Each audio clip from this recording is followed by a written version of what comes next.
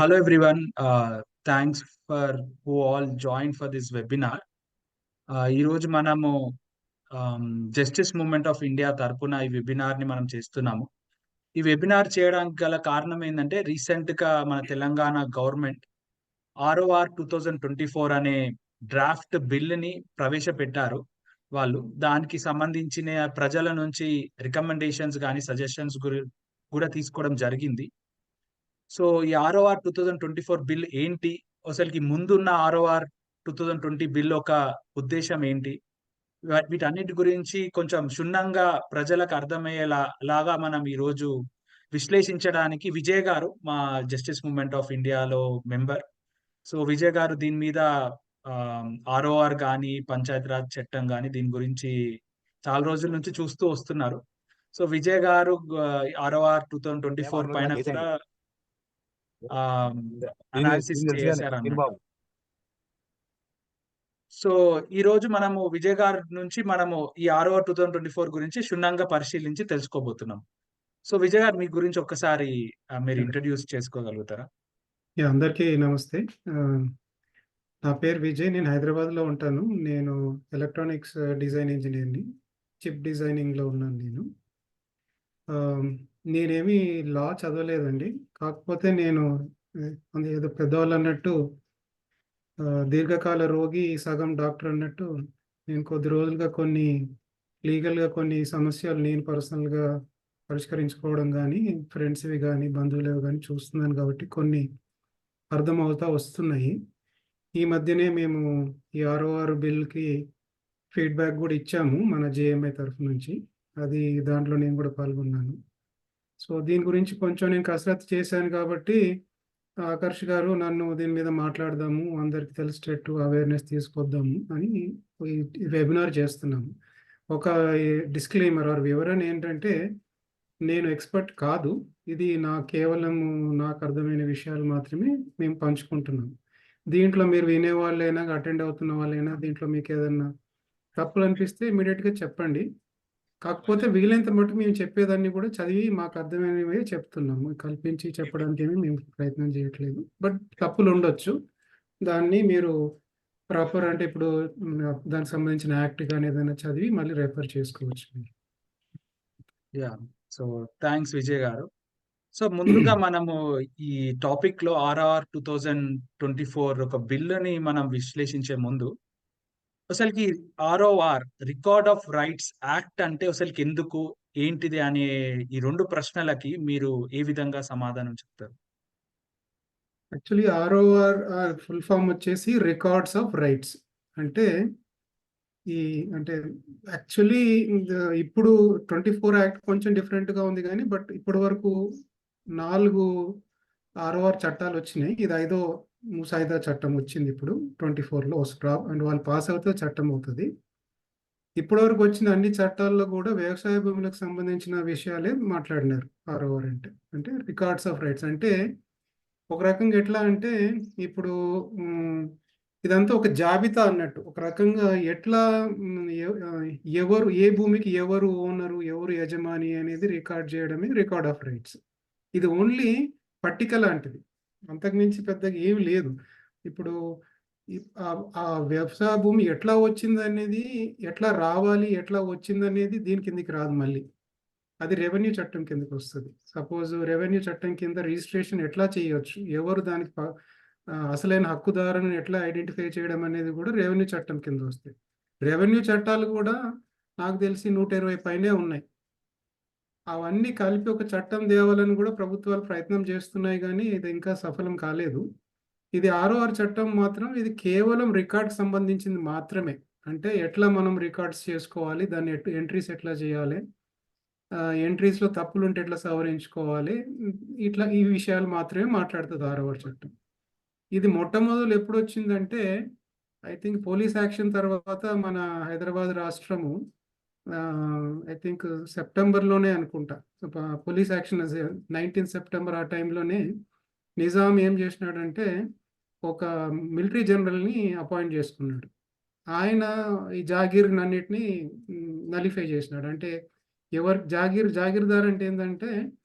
ఒక ఒక ప్రాంతం కొంత ఒక మనిషికి ఇచ్చేసి అక్కడ ఉన్న వ్యవసాయం చేసుకునేటోళ్ళ దగ్గర శిస్తు అంటే కొంత అమౌంట్ కలెక్ట్ చేసేటట్టు అనమాట.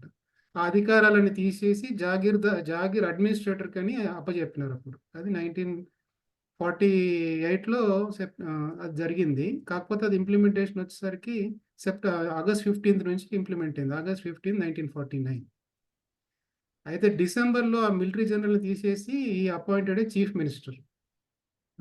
డిసెంబర్ 1949లో. ఆ చీఫ్ మినిస్టరు ఈ లా ఏదైతే ఇంప్లిమెంట్ చేసుకున్నారో అది ఇది జాగీర్దార్ అబాలిషన్ యాక్ట్ ఏదవుతుందో దాన్ని ఇంప్లిమెంట్ చేస్తా వచ్చినారు. అయితే చిత్రం ఏంటంటే ఇది 6వ చట్టం ఒకప్పుడు పాస్‌బుక్ పట్టాదారు యాక్ట్ అని ఉండేది. అప్పుడు నిజాం కాలంలోనే 1317 ఫస్లీ సంవత్సరం. అంటే ఫస్లీ అనేది అప్పుడు మొఘళ్ళు ప్రవేశపెట్టిన క్యాలెండర్ విధానం అనమాట అది. 1317 అంటే దాదాపు 1910 ఆ ప్రాంతం అనమాట. ఆ ప్రాంతంలో వచ్చిన చట్టము అది పట్టాదారు పాస్‌బుక్‌లు అట్లాగా అప్పుడు అట్లా ఇష్యూ అవుతుండేవి ఆ టైంలో. ఈ జాగీర్దార్ సిస్టమ్ పోయిన తర్వాత ఇవన్నీ ఒక ఒక ఒక కొలిక్కొచ్చినాయి. అయితే ఇది 1949లో చీఫ్ మినిస్టర్ ఆయన పేరేదో ఉంది మర్చిపోయినాను. ఆ చీఫ్ మినిస్టర్ దీన్ని అవన్నీ అమలుకి తీసుకొచ్చినాడు. 1950లో యాక్చువల్లీ 1950లో కాన్స్టిట్యూషన్‌కొచ్చినప్పుడు ఆర్టికల్ 31(6) అని ఉండేది.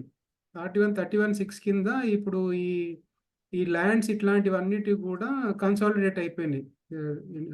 ఒక రకంగా చెప్పాలంటే 26 జనవరి 1950లోనే మన ల్యాండ్ అంతా కూడా అఫీషియల్‌గా ఇండియాలో చేరినట్టు ఒక రకంగా. అంటే ఒక దృక్కోణం అది. అయితే దాని తర్వాత మళ్ళీ ఇంకో అమెండ్మెంట్ జరిగి ఆ 31(6) తీసేసి 31(a), (b) పెట్టేసినారు. సో, ఇప్పుడు అంటే ఈ కొంతమంది దాని మీద కేసులు కూడా ఇప్పటికి కొన్ని కేసులు మొన్నటికి మొన్న 2024లో కూడా జాగీర్ దానికి సంబంధించి కేసులు ఇంకా నడుస్తున్నాయి. ఎందుకంటే అప్పుడు ల్యాండ్ మాదని ఇంకా అవన్నీ నడుస్తున్నాయి. బట్ అది వేరే విషయం అనుకోండి. సో, చెప్పొచ్చేది ఏమంటే ఈ పట్టాదారు పాస్‌బుక్ యాక్ట్ అనేది ఏదైతే ఉందో అదే 6వ చట్టం కింద మారి 1971లో వచ్చింది. తర్వాత ఇంకేదో వచ్చింది. అన్నీ జరిగి ఇప్పుడు 2020లో టీఆర్ఎస్ ప్రభుత్వం ఏమని డిక్లేర్ చేసిందంటే, ఇవన్నీ కన్సాలిడేట్ చేస్తూ మేము ఒక సింగిల్ 6వ చట్టం తీసుకొస్తున్నామని చేసిండ్రన్నట్టు. ఇప్పుడు దాంట్లో కొన్ని లోపాలున్నాయి. ఆ లోపాలనేది ఇప్పుడు మనం మాట్లాడుకుందాము. బట్ లోపాలున్నాయని అవన్నీ సవరించడానికి ఇప్పుడు 2024 ముసాయిదా చట్టం వచ్చిందిప్పుడు. ఇది ఓకే. నేను ఆన్సర్ సో చేసినట్టేనా? అది యాహ్! మీరు చేశారు. హిస్టరీ ఆఫ్ ఆర్ఓఆర్ యాక్ట్ ఇట్లా వచ్చినాయి. అంటే ఇప్పుడు బేసిక్‌గా మీరు చెప్పినట్టుగా నాది రికార్డ్ ఆఫ్ కనెక్షన్ రైట్స్ అంటే సరిగ్గానే ఉందా? Hello!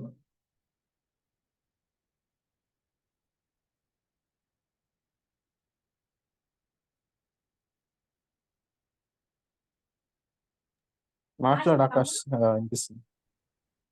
Hello! Yes so, Akash. Vijay గారు ఉన్నారా? టెక్నికల్ ప్రాబ్లమ్ వచ్చిందా? ఏం లెఫ్ట్ అయ్యారా? ఆయన స్టక్ అయినారు. ఓకే. మళ్ళీ రీజాయిన్ అవుతారు అనుకుంటా. Just give him yeah! A second. మనం ఒక 1 మినిట్ వెయిట్ చేద్దాం. యా ఇప్పుడు దాకా చెప్పింది అందరికి అర్థమైంది కదండి. సో, ఇప్పుడు అదే నెక్స్ట్ డిస్కస్ చేస్తున్నాం. ఆర్ఓఆర్ యాక్ట్ వచ్చినారు విజయ్ గారు విజయ్ జాయిన్ గారు. అయ్యారు. మళ్ళీ స్పాట్ లో పెట్టవా యెస్. విజయ్ యెస్. గారిని? ఇంటర్నెట్ ఎందుకో ఈరోజు సరిగ్గా పనిచేయట్లేదు. పర్లేదండి, ఓకే. పర్లేదు, continue. So, yeah! I think నేను అది సరిగ్గా ఆన్సర్ చేశానో లేదో, బట్ ఇంకో రకంగా సింప్లిఫైడ్‌గా చూసుకోవాలంటే, సింపుల్ టర్మ్స్‌లో మనం అర్థం చేసుకోవాలనుకుంటే, రికార్డ్ ఆఫ్ రైట్స్ ఎట్లా అంటే, ఇప్పుడు ఒక కాలేజ్‌లోకి కొన్ని నంబర్ ఆఫ్ సీట్స్ ఉన్నాయనుకోండి. ఎట్లా అంటే, ఇప్పుడు మన ఒక విలేజ్‌లో కొన్ని నంబర్ ఆఫ్ సర్వే నంబర్స్ ఉన్నట్టు, ఒక కాలేజ్‌లో కొన్ని ఫిక్స్డ్ నంబర్ ఆఫ్ సీట్లున్నాయి. ఆ సీటు ఎట్లా దొరుకుతదనేది మనం ఎగ్జామ్ రాసే విధానమా? లేకపోతే కోర్టు ఆదేశానుసారం వస్తదా? సీట్ అడ్మిషన్ అనేది అది వేరే పద్ధతి. అడ్మిషన్ అయిన తర్వాత కాలేజోళ్ళు ఎవరెవరు ఉన్నారనేది ఒక లిస్ట్ మెయింటైన్ చేయడం అనేది రికార్డ్. ఇది రికార్డ్ ఆఫ్ రైట్స్ అంటే అదనమాట. కేవలము ఒక ఒక ఒక ఊర్లో గాని, కొన్ని ఊర్లలో గాని ఏ ల్యాండ్ ఎవరిది, ఎట్లా వచ్చింది ఇవన్నీ రికార్డ్ చేయడమే రికార్డ్ ఆఫ్ రైట్స్. దానికి సంబంధించిన చట్టమే ఇది అంతే. ఓకే.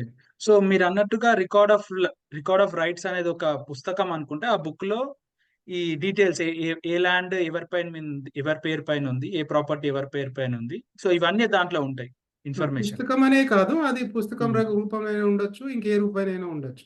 పుస్తకం అంటే పూర్వకాలం పుస్తకం అనుకోవచ్చు, అంతే అంతే. ఓకే.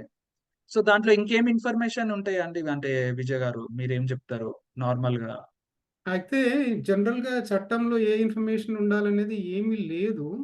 అయితే హ్మ్. ఆ రూల్స్ ప్రకారము కొన్ని అంటే ఈ పహానీలు ఇవన్నీ గూడా 6వ చట్టం కింద వచ్చినయి కాదు. తర్వాత జీవోస్ అవన్నీ పెట్టుకొని తయారు చేసుకున్నాయి ఇవన్నీ. అయితే హ్మ్. పహానీలో ఒకప్పుడు ఎట్లా ఉండేదంటే అనుభవదారు, పట్టాదారు ఇట్లా ఉండేది. పహానీలు పాత పహానీలు మీరు చూసుంటే అట్లా ఉండేది. అయితే అది అందుకని పట్టాదారు అని ఎందుకొచ్చిందంటే పట్టా ఉన్నోళ్ళకి ఈ శిస్తు ఉండేది కాదు. ఐ థింక్ అట్లేదో మొత్తానికేదో ఉంది. ఇప్పుడు కౌలు అంటే అనుభవదారు, పట్టాదారుకి శిస్తు కట్టాల్సొచ్చేది. అందుకనే పట్టాదారు వేరు, అనుభవదారు వేరు ఉండేది అప్పుడు కాలము. కానీ యాక్ట్ కింద అట్లా సెపరేట్‌గా ఉన్నట్టు నాకైతే కనపడలేదు. It is only through GO. ఒక జీవో తెచ్చుకొని మనము అది సెపరేట్ మెయింటైన్ చేస్తా వస్తున్నాము. ఓకే. అయితే ప్రతి సంవత్సరము ఈ రికార్డ్ అంటే ప్రతి సంవత్సరం చేస్తున్నారు గానీ, అది హ్మ్. అగైన్ చట్టంలో లేదు. అది బై సర్క్యులర్ రూల్స్ అట్లాంటి హ్మ్. ద్వారానే ప్రతి సంవత్సరం చేసుకుంటూ వస్తున్నారు. ఓకే. సో ఇప్పుడు మీరు మీరు మీరు అడిగిన క్వెషన్ ఏంటంటే ఆహ్, ఈ ఇదే కదా మీరడిగింది క్వెషన్? యాహ్! అంటే ఇంకేమేమి ఉంటాయి? మీరు ప్రాపర్టీస్ ఒక రిలేటెడ్ ఇన్ఫర్మేషన్ ఉంటది. ల్యాండ్స్ ఒక రిలేటెడ్ అనుభవదారు ఇన్ఫర్మేషన్ ఇదుంటుంది. ఉంటది. హ్మ్. ఒకవేళ సర్వే నంబరు ఎట్లా హ్మ్. వచ్చింది? హ్మ్. ఇవన్నీ కూడా హ్మ్, డీటెయిల్స్ యాడ్ చేస్తా వస్తున్నారు ఆ రికార్డులో. అయితే ఓకే. ఈ 1బి అని వినుంటాం గదా! మనము. ఆర్ఓఆర్ 1బి అని. 1బి అనేది గూడా ఒక ఫార్మ్ అంతే అది. అంటే అది one way of recording the rights. దాంట్లో ఓకే. ఏంటంటే మనం 1బి కింద ఏంటంటే ఫలానా వ్యక్తికి ఏ ఏ సర్వే నంబర్‌లో ఉన్నదనేది 1బి. ఓకే. ఇప్పుడు మీరు 1బి తీసుకుంటే ఇప్పుడు నా పేరు మీద ఏ సర్వే నంబర్‌లో ఉన్నది ఆ విలేజ్‌లోనే తెలిసేది 1బి. ఓకే. ఇప్పుడు ఆ 1బి తీసేసినారు ఇప్పుడు. ఏది 2020 ఆర్ఓఆర్ యాక్ట్‌లో. చెప్పండి. ఓకే. మనము డీటెయిల్‌గా ఇంకా వెళ్దాము. అంటే ఇప్పుడు ఇనిషియల్‌గా మనము ఆర్ఓఆర్‌లో ఏమేమి ఉంటాయో మనం చూసినాము.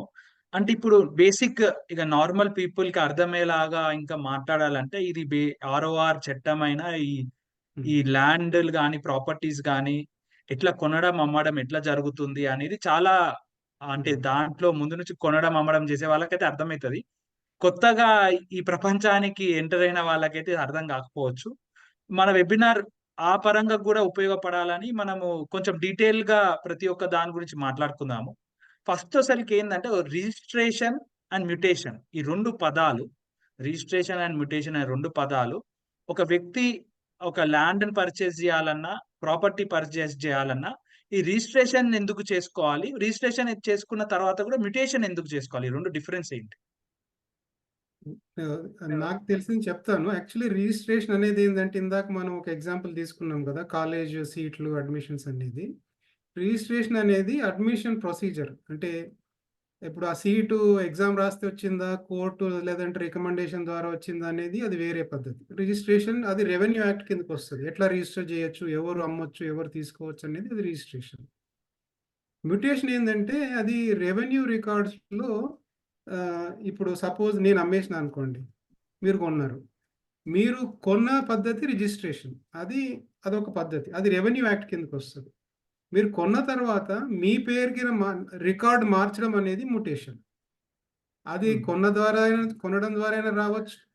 కోర్టు ద్వారా అయినా రావచ్చు. లేదంటే వారసత్వంగానైనా రావచ్చు. ఒక వ్యక్తి చనిపోతే వాళ్ళ వారసులకు అంటే మళ్ళీ దాంట్లో కూడా చాలా కాంప్లికేషన్స్. విల్లుంటే ఒకలాగా, విల్ లేకపోతే ఒకలాగా ఇవన్నీ ఉన్నాయి. హ్మ్. ఇది డిఫరెన్స్. రిజిస్ట్రేషను ఏమో it's a process through which you get అంటే ఒక రైట్ తెచ్చుకోవడం. ఆ హ్మ్. రైట్‌ని మనకున్నదని రికార్డ్‌లో మార్పించుకోవడం మ్యుటేషన్. ఓకే. సో, ఇప్పుడు అంటే మ్యుటేషన్‌కి ఆర్ఓఆర్ ఈ రికార్డ్‌లో రిలేషన్ ఉందా? ఆర్ఓఆర్‌లో మ్యుటేషన్ అయినంక దాంట్లో చేర్చబడుతుందా? ఆ! ఆర్ఓఆర్ మాట్లాడేది అదనమాట. జనరల్‌గా రిజిస్ట్రేషన్ గురించి వాళ్ళు మాట్లాడరు.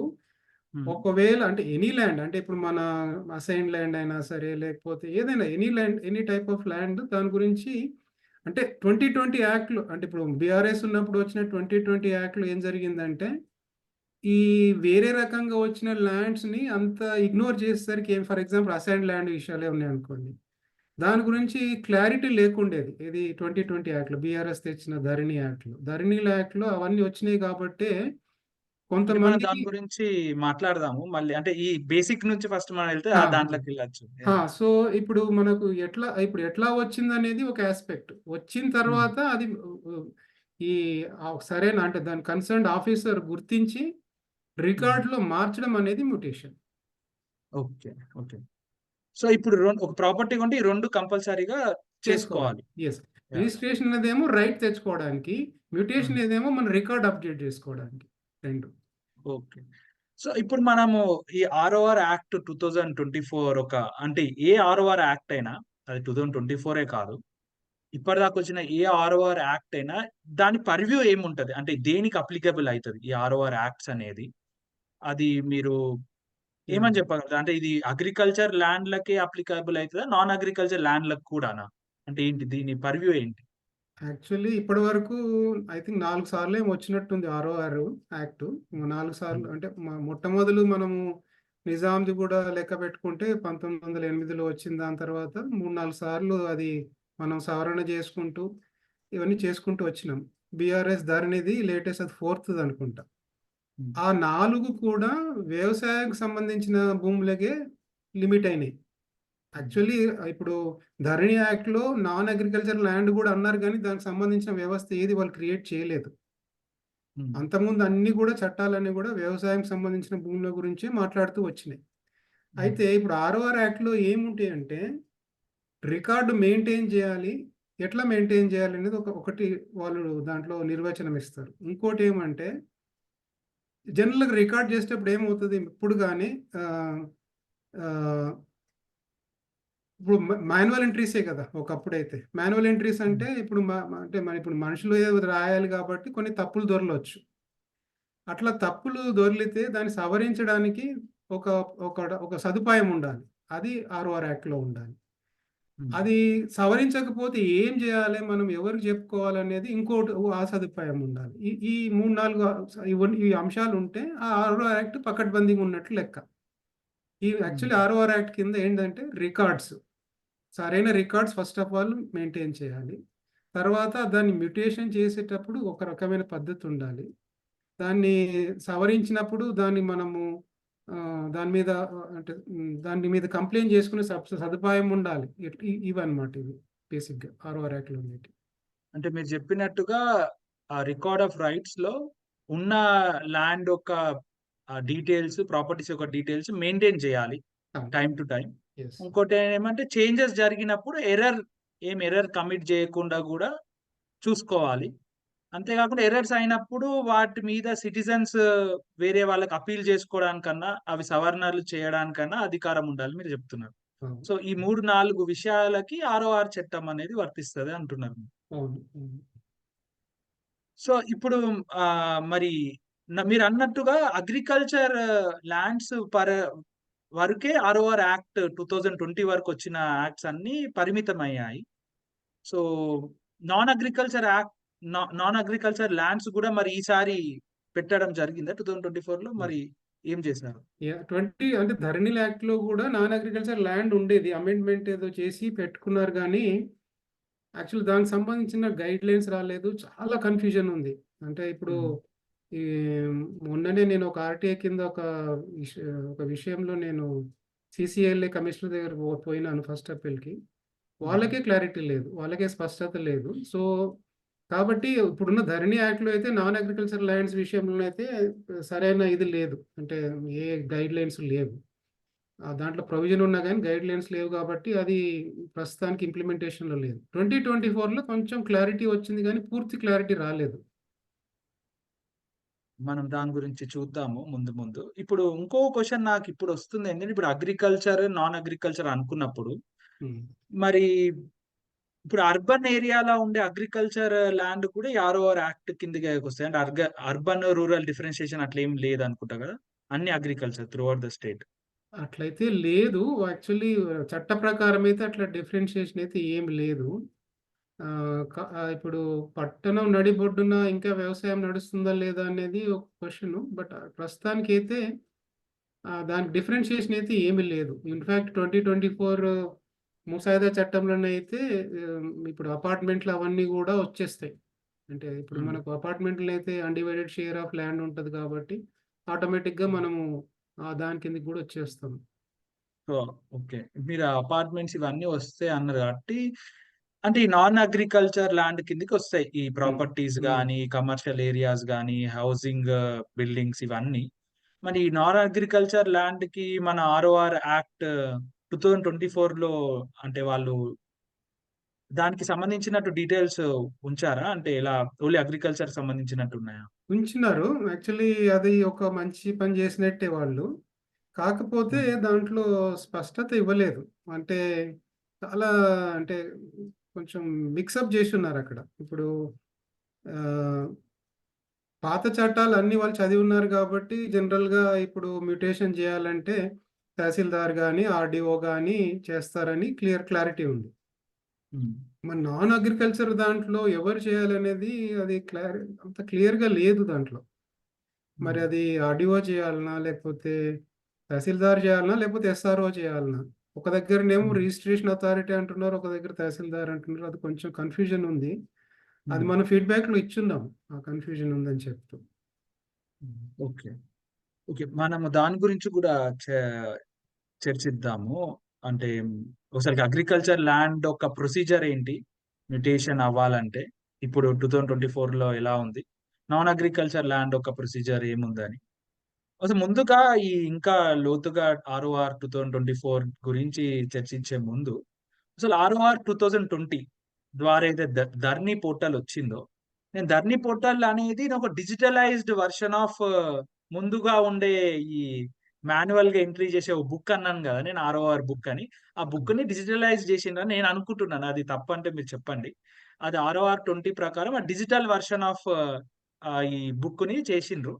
మరి 2024లో ఏం సవరణలు చేయడం జరిగింది? ధర్ని పోర్టల్ ఎందుకు అంతమంది వ్యతిరేకించారు? ఏంటి డిఫరెన్స్? యాక్చువల్లీ ఏం జరిగిందంటే, అంటే దిస్ ఇస్ నాకు అర్థమైంది చెప్తున్నాను మీకు.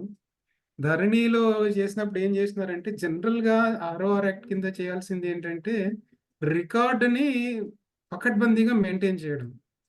అయితే 2020లో అది తీసుకొచ్చినప్పుడు ఏం చేసినారంటే అంటే ఇప్పుడు చాలా స్పష్టంగా ఉన్నాయి మాత్రమే తీసుకున్నట్టున్నారు. ఇప్పుడు ఫర్ ఎగ్జాంపుల్ కొంతమందికి లావణి పట్టా ఉంటుంది, కొంతమందికి వేరేదో పట్టా ఉంటుంది. అవన్నీ ఏం చేసినారంటే ఒక కేటగిరీ కింద పెట్టేసి చాలా కన్ఫ్యూజన్ క్రియేట్ చేస్తున్నారు. అయితే నేను విన్న వాళ్ళు ఏదంటే వాళ్ళు ఎప్పటి నుంచో దాంట్లో వాళ్ళు అంటే పొజిషన్లో ఉన్నారు. చాలా ఏళ్ళుగా అంటే తరాలుగా వాళ్ళకి ఆల్రెడీ డాక్యుమెంట్ ఉండే పాత పాస్బుక్, కానీ ఇప్పుడు ధరణిలో లేదు. అయితే అదొక ప్రాబ్లం. అట్లా చాలా నాకు అంటే నేను చదివిన దాని ప్రకారం ఏంటంటే దాదాపు 18 లక్షల అట్లాంటి 18 లక్షలేనా? 18 లక్షల భూములు అట్లా ఉండిపోయినాయి. 18 లక్షల రైతులవి అట్లా ఉండిపోయినాయి. అంటే ఎటు డిసైడ్ కాకుండా, ధరణిలో లేకుండా. అదొకటి అయింది. అయితే ROR యాక్ట్ కింద జనరల్‌గా ఏ చట్టమైనా ఎట్లా ఉండాలంటే దానికొక అప్పీల్ మెకానిజం ఉండాలి. ఒక కరెక్షన్ మెకానిజం ఉండాలి. అది లేదు 2021 యాక్ట్‌లో. అప్పుడే నేను అంటే కొంతమందితో నేను ప్రస్తావించినవంటి. కాకపోతే అది అప్పుడు ఏమైనా సరే గానీ అప్పుడు ఏందంటే జనరల్‌గా ఏ చట్టంలో అయినా గానీ దాంట్లో ఇప్పుడు ఒక వ్యక్తికి అధికారం ఇచ్చినప్పుడు దాంట్లో ఏదైనా తప్పు డెసిషన్స్ జరిగితే మనం అప్పీల్‌కి ఎట్లా చేయాలనేది ఒక ప్రొవిజన్ లేకుండే. ఏదైనా సరే కోర్టుకు పోవాల్సొస్తుండే అన్నట్టు. అట్లా ఇంకోటేమంటే కొన్నిటికి ఫర్ ఎగ్జాంపుల్ ఇప్పుడు సాదా బైనామా తోటి మనం కొనుక్కున్నాం అనుకోండి. సాదా బైనామాకు సంబంధించిన అసలు ప్రొవిజనే లేదు చట్టంలో. కాబట్టి దాని గురించి ఏదన్నా సాల్వ్ చేద్దామన్నా గానీ కోర్టులు ఏం చేయలేవు. ఎందుకంటే దానికి సంబంధించిన స్పష్టత ఏం లేదు. అంటే దాని గురించి ఏమి మెన్షనే లేదు. అదొక 2020లో కన్‌ఫ్యూజన్ అయిపోయింది. అందుకని సాదా 2020 బైనామా కేసులన్నీ గూడా నాకు తెలిసి పెండింగ్‌లోనే ఉన్నాయి ఇంకా హైకోర్టులో. ఐ థింక్ దామోదర్ రాజనరసింహ గారో ఇంకెవరో మన ఇప్పుడున్న మినిస్టర్ ఒకరు దీని మీదనే కేసు ఏసినుండే ROR చట్టం కింద. ఏమనంటే అసలు దీంట్లో అప్పీల్ మెకానిజమే లేదు కాబట్టి ఇది బేసిక్ ప్రిన్సిపల్స్‌కి అంటే నేచురల్ అంటే ప్రిన్సిపల్స్ ఆఫ్ నేచురల్ జస్టిస్ అంటారు గదా! దానికి విరుద్ధం కాబట్టి దీన్ని చట్టంగా పరిగణించొద్దు అనేది ఒక పిల్లి వేసినారో ఏంటో మరి గుర్తులేదు. అది నడుస్తుంది, అది ఇంకా హియరింగ్ కూడా రాలేదు అనుకుంటా. ఇట్లాంటివన్నీ కొంచెం టైం పడతాయి. బట్ ఏమైనా ఇప్పుడు వాటి అన్నిటికీ ఫస్ట్ ఆఫ్ ఆల్ ఇప్పుడు వీళ్ళు ఏం చేస్తున్నారంటే ఇప్పుడు ఏవైతే ఈ సోకాల్డ్ సాదా బైనామా అప్లికేషన్స్ ఉన్నాయో అవన్నీ కూడా తీసుకుంటాం అంటున్నారు. దానికి ఒక కట్ ఆఫ్ పెట్టినట్టున్నారు 2014, అంటే మన తెలంగాణ రాష్ట్రం ఏర్పడ్డ టైం వరకు ఏదైతే అప్లికేషన్స్ వచ్చినాయో అవి తీసుకుంటారు అనుకుంటా. అదొకటి. తర్వాత ఇప్పుడు వేరే రకంగా వచ్చిన భూములు ఏవైతే ఉన్నాయో వాటన్నిటి కూడా ఒక టెంపరరీ ఇది ఇచ్చి టైటిల్ అంటే ఒక సదుపాయం ఇచ్చి వాటి పరిష్కారం చేస్తున్నారు. ఆల్రెడీ ఇప్పుడు అనుభవిస్తున్న వాళ్ళకి ఇది ఇచ్చేయచ్చు కదా, అవి చేస్తున్నారు. సో ప్లస్ ఇంకోటి ఏం చేసిండ్రంటే కొత్త ముసాయిదా చట్టంలో ఏదైనా తప్పు దొర్లితే మనము అడిషనల్ కలెక్టర్కి అంటే I think first appeal, second appeal, review, ఇప్పుడు 3 లెవెల్స్ పెట్టిండ్రు. ఫస్ట్ అపీల్ ఏమో I think collector level, additional collector level, తర్వాత సిసిఎల్ఏ కమిషనర్ లెవెల్లో సెకండ్ అపీలు, థర్డ్ అపీల్ ఏమో అది ఇంకా క్లారిటీ లేదు దాంట్లో. అయితే గవర్నమెంట్ ఆర్ సమ్ కమిషనర్ అన్నారు కానీ ఎట్లా అనేది అది క్లారిటీ లేదు. మేబీ వాళ్ళు రూల్స్లో ఏదైనా రూపొందిస్తారో తెలియదు, కానీ 3 లెవెల్స్ అయితే ఉంది. అప్పటికి సెటిల్ కాకపోతే కోర్టుకు పోవచ్చు. అంటే దీనివల్ల అడ్వాంటేజ్ ఏమంటే మన దగ్గర ఉన్న కలెక్టర్ దగ్గరికి పోయి చెప్పుకునేటట్టు ఉంటుంది. ఇప్పుడు దూరం ఉన్న డిస్ట్రిక్ట్లు ఉంటాయి కదా, హైదరాబాద్ నుంచి కోర్టు నుంచి దూరం ఉండే, లేదంటే ఇప్పుడు ఎంతైనా కానీ ఇప్పుడు కోర్టుకు పోతే 10-20 సంవత్సరాల ఫైటింగ్ అది. ఇట్లా చిన్న స్థాయిలోనే, అంటే ఇప్పుడు కలెక్టర్ స్థాయిలోనే అయిపోతే తక్కువ కేసులు ఉంటాయి కాబట్టి తొందరగా అయిపోతుంది అని ఉద్దేశం. మంచి ఉద్దేశమే. కాకపోతే మళ్ళీ దాంట్లో చిన్న ఇదేంటంటే గైడ్ లైన్స్ కూడా దీంట్లో పాటే పెట్టేస్తే బాగుండేది. అది తర్వాత సెట్ చేస్తామన్నారు. ఇప్పుడు ఫర్ ఎగ్జాంపుల్ 2008 పంచాయతీరాజ్ యాక్ట్లో పంచాయత్ సెక్రటరీ ఏం చేయాలనేది, ఎట్లా చేయాలనేది కొంత క్లారిటీ ఉంది. అట్లనే వీటిలో కూడా పెడితే బాగుండేది. లేకపోతే అంటే ఇప్పుడు మళ్ళీ ఆ రూల్స్ పెట్టినప్పుడు మళ్ళీ మనం ఫీడ్బ్యాక్ ఇవ్వాలి, ఇదంతా పెద్ద తతంగం. ఒకసారి చేస్తే బాగుండేదేమని నా ఉద్దేశం. సో మీరు మీరు చెప్పిన విధంగా నాకు అర్థమైంది ఏంటంటే 2020 ధరణి పోర్టల్లో ఈ సాదా బైనామా కానీ ఇట్లాంటి అసైన్డ్ భూములు లేకపోతే ఇంకా వేరే పరంగా పేదవాళ్ళకి గవర్నమెంట్ ల్యాండ్స్ ఇచ్చిందో లేక ముందు నుంచి కొన్ని ల్యాండ్స్లలో వాళ్ళు ఉంటున్నారో వాటికి సంబంధించిన వరకు కేటగిరీ అనేది సరిగ్గా క్లాసిఫై చేసి లేకుండే ధరణి పోర్టల్లో, కరెక్ట్ డిజిటల్ పోర్టల్లో. కరెక్ట్. ఇంకా ధరణి పోర్టల్ ఓన్లీ అగ్రికల్చర్ ల్యాండ్స్ వరకే పరిమితం అయిందని నాకు అర్థమైంది. ఇంకోటి కొత్తగా ఇప్పుడు 2024లో ఈ క్లారిటీగా ఇవన్నీ డిఫరెంట్ కేటగిరీ భూములకి వాళ్ళు రికగ్నైజ్ చేసి వాళ్ళకి అది కన్సిడర్ చేస్తున్నారని మీరు చెప్పారు. ఇంకొకటి మీరు చెప్పింది ఏంటంటే అపీల్ సిస్టమ్, అంటే ఏదైనా తప్పు జరిగితే అంటే ఎవరైనా అక్కడ రిజిస్ట్రేషన్ చేస్తున్నప్పుడు అక్కడ రిజిస్టర్ కానీ ఎవరైనా మ్యూటేషన్ చేస్తున్నప్పుడు ఆ తప్పు అయినా, పేర్లు తప్పైనా, ఏ తప్పులు రికార్డులో మెయింటైన్ చేసే తప్పులు జరిగినా ఒక సిటిజన్ కి అపీల్ చేసే మెకానిజం అనేది అప్పుడు లేకుండే అని మీరు అన్నారు. అది అపీల్ మెకానిజం లేకుండా ఇప్పుడు అపీల్ అనేది తీసుకొచ్చారు. అపీల్ 3 లెవెల్స్ ఆఫ్ అపీల్ తీసుకొచ్చారని మీరు చెప్పారు. యా, ఇది నాకు అర్థమైంది.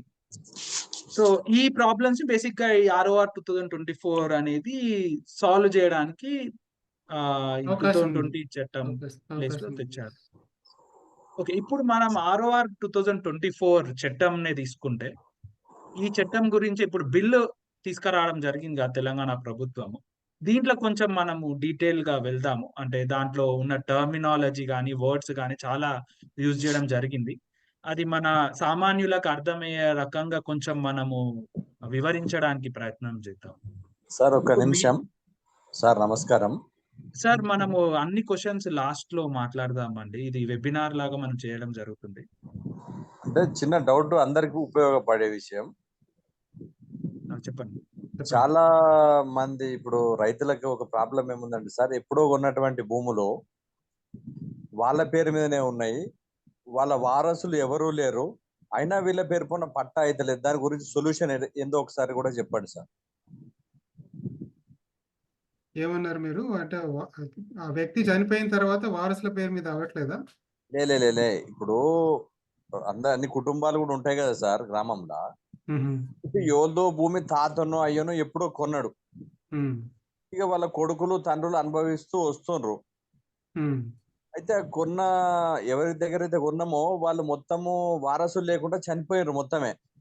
ఉమ్, అట్లాంటి భూమి వాళ్ళ పేరు పైననే ఉండి ఉమ్. వీళ్ళకి రావట్లేదు. దీన్ని ఎలా చేసుకోవాలన్నా కూడా చెప్పండి. అంటే వారసులు లేకుండా మరి ఇప్పుడు ఎవరు దాన్ని ఇది అనుభవిస్తున్నారు మరి? కొన్న వాళ్ళు ఉన్నారు, ఎంజాయ్మెంట్ లో కొన్న వాళ్ళు ఉన్నారు. ఓకే. అమ్మిన వాళ్ళు ఏదైతే ఉన్నారో వాళ్ళు లవారసు ఉన్నారు. దీనికి పరిష్కారం ఏదైనా ఉంటే చెప్పండి అంతే, రిక్వెస్ట్ గా. అది సో మీరు లాయర్ని అశోక్ అడిగితేనే రెడ్డి మామూలుగా గారు వస్తుంది. మనము ఇండివిజువల్ గా వాటి గురించి మనం చెప్పలేము ఇక్కడ. మనం ఎక్స్పర్ట్స్ కూడా కాదన్నట్టు. మనం ఈ పాలసీని వివరించి చెప్పడానికి ప్రయత్నిస్తున్నాము. ఇక్కడ ఓకే, ఓకే. పాలసీని చదివి ఒక సిటిజన్స్ లాగా మేము చెప్పడం జరుగుతుంది. మేము ఈ అవును సార్, నేను 6R లాయర్ని చట్టంలో కాదు సార్. అంటే నేను లాయర్ని కాదు, నేను ఒక Yeah. ఇంజనీర్ని మాత్రమే. ఇది మనము కొద్ది రోజులుగా దీని మీద కసరత్తు చేస్తున్నాం కాబట్టి మనకు అర్థమైన విషయాలు పంచుకుందామని Yeah. ఇది చేస్తున్నాం. సంతోషం, చాలా సంతోషం. ఈ పూర్తి మాకు కూడా చెప్పినందుకు చాలా సంతోషపడుతున్నాం మేము. వేరే ఇక్కడ క్వశ్చన్ చేయడం కాదు, సొల్యూషన్ ఉంటే చెప్పండి అంతే. అశోక్ గారు చివరిలో ఒకసారి మళ్ళీ ఆలోచన చేద్దాము. అంటే అది రైట్ సార్. నాకు తెలిసి చెప్తాను. టైం కూడా వేస్ట్ అవుతా ఉంటది నా ద్వారా. ఓకే. ఎక్స్క్యూజ్ మీ సార్, మాట్లాడొచ్చు అండి? నమస్తే అండి. నమస్తే అండి. అంటే మీరు వారసులు లేకుండా చనిపోయారని చెప్తున్నారు కదా సార్. యాక్చువల్ గా భూమి రికార్డ్ లో అనుభవించే వాళ్ళు పేర్లు ఉంటాయి ఆల్రెడీ. ఆ నేమ్స్ వాళ్ళ దగ్గర పుస్తకంలో వీళ్ళ పేర్లు ఉన్నాయా లేదో తెలుసుకుంటే ఆటోమేటిక్ గా అది వాళ్ళ పేరు మీద చేంజ్ చేసుకోవచ్చు.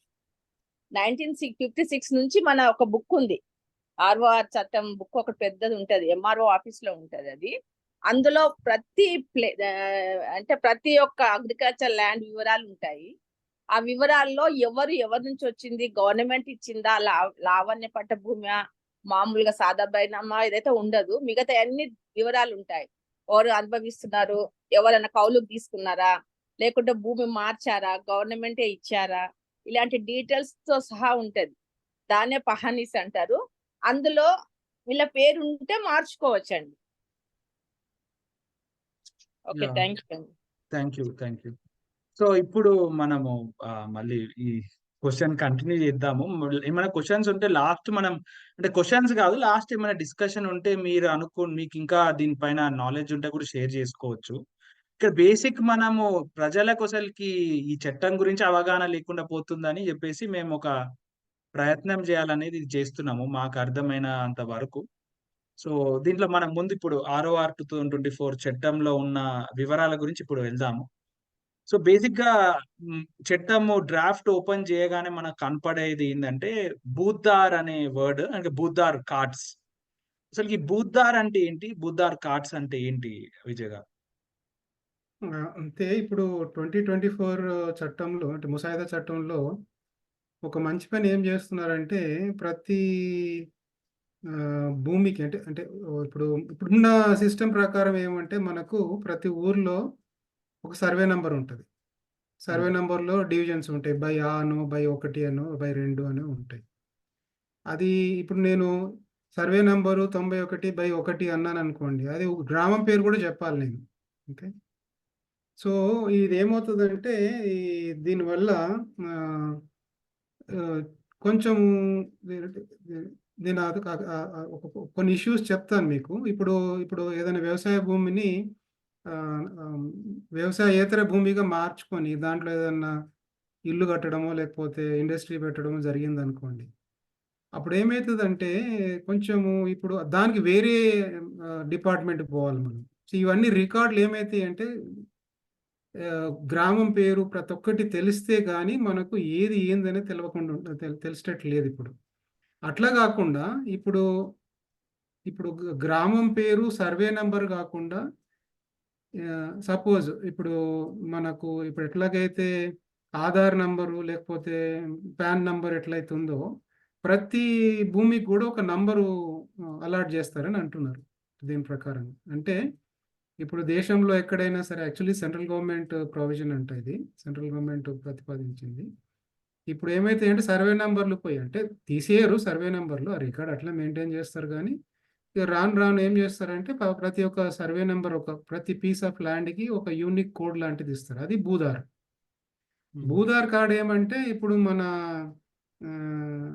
మన పాస్బుక్ లాంటిది, మన పాస్బుక్ దాంట్లో మన పేరు మీద ఏమేమి ఉన్నాయి, ఏ ఏ ఏ భూమిలో భూదారులు ఏంటి అనేది దాంట్లో రికార్డ్ అయి ఉంటుంది. ఇది భూదార్ కార్డు సంబంధించింది. ఓకే.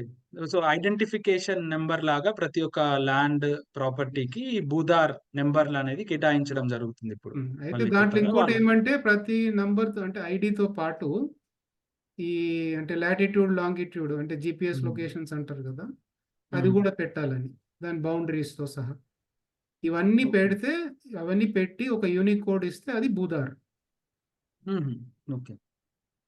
సో ఇప్పుడు ఇంకా ఈ ROR 2024 చట్టంలో ఆమ్, అంటే ఇప్పుడు మనకు చూసుకుంటే అసలు ల్యాండ్ కానీ ఒక ప్రాపర్టీ కానీ కొనడానికి సంబంధించిన ప్రాసెస్ ఎట్లుందో దాని గురించి ఒకసారి మనం విశ్లేషిద్దాము.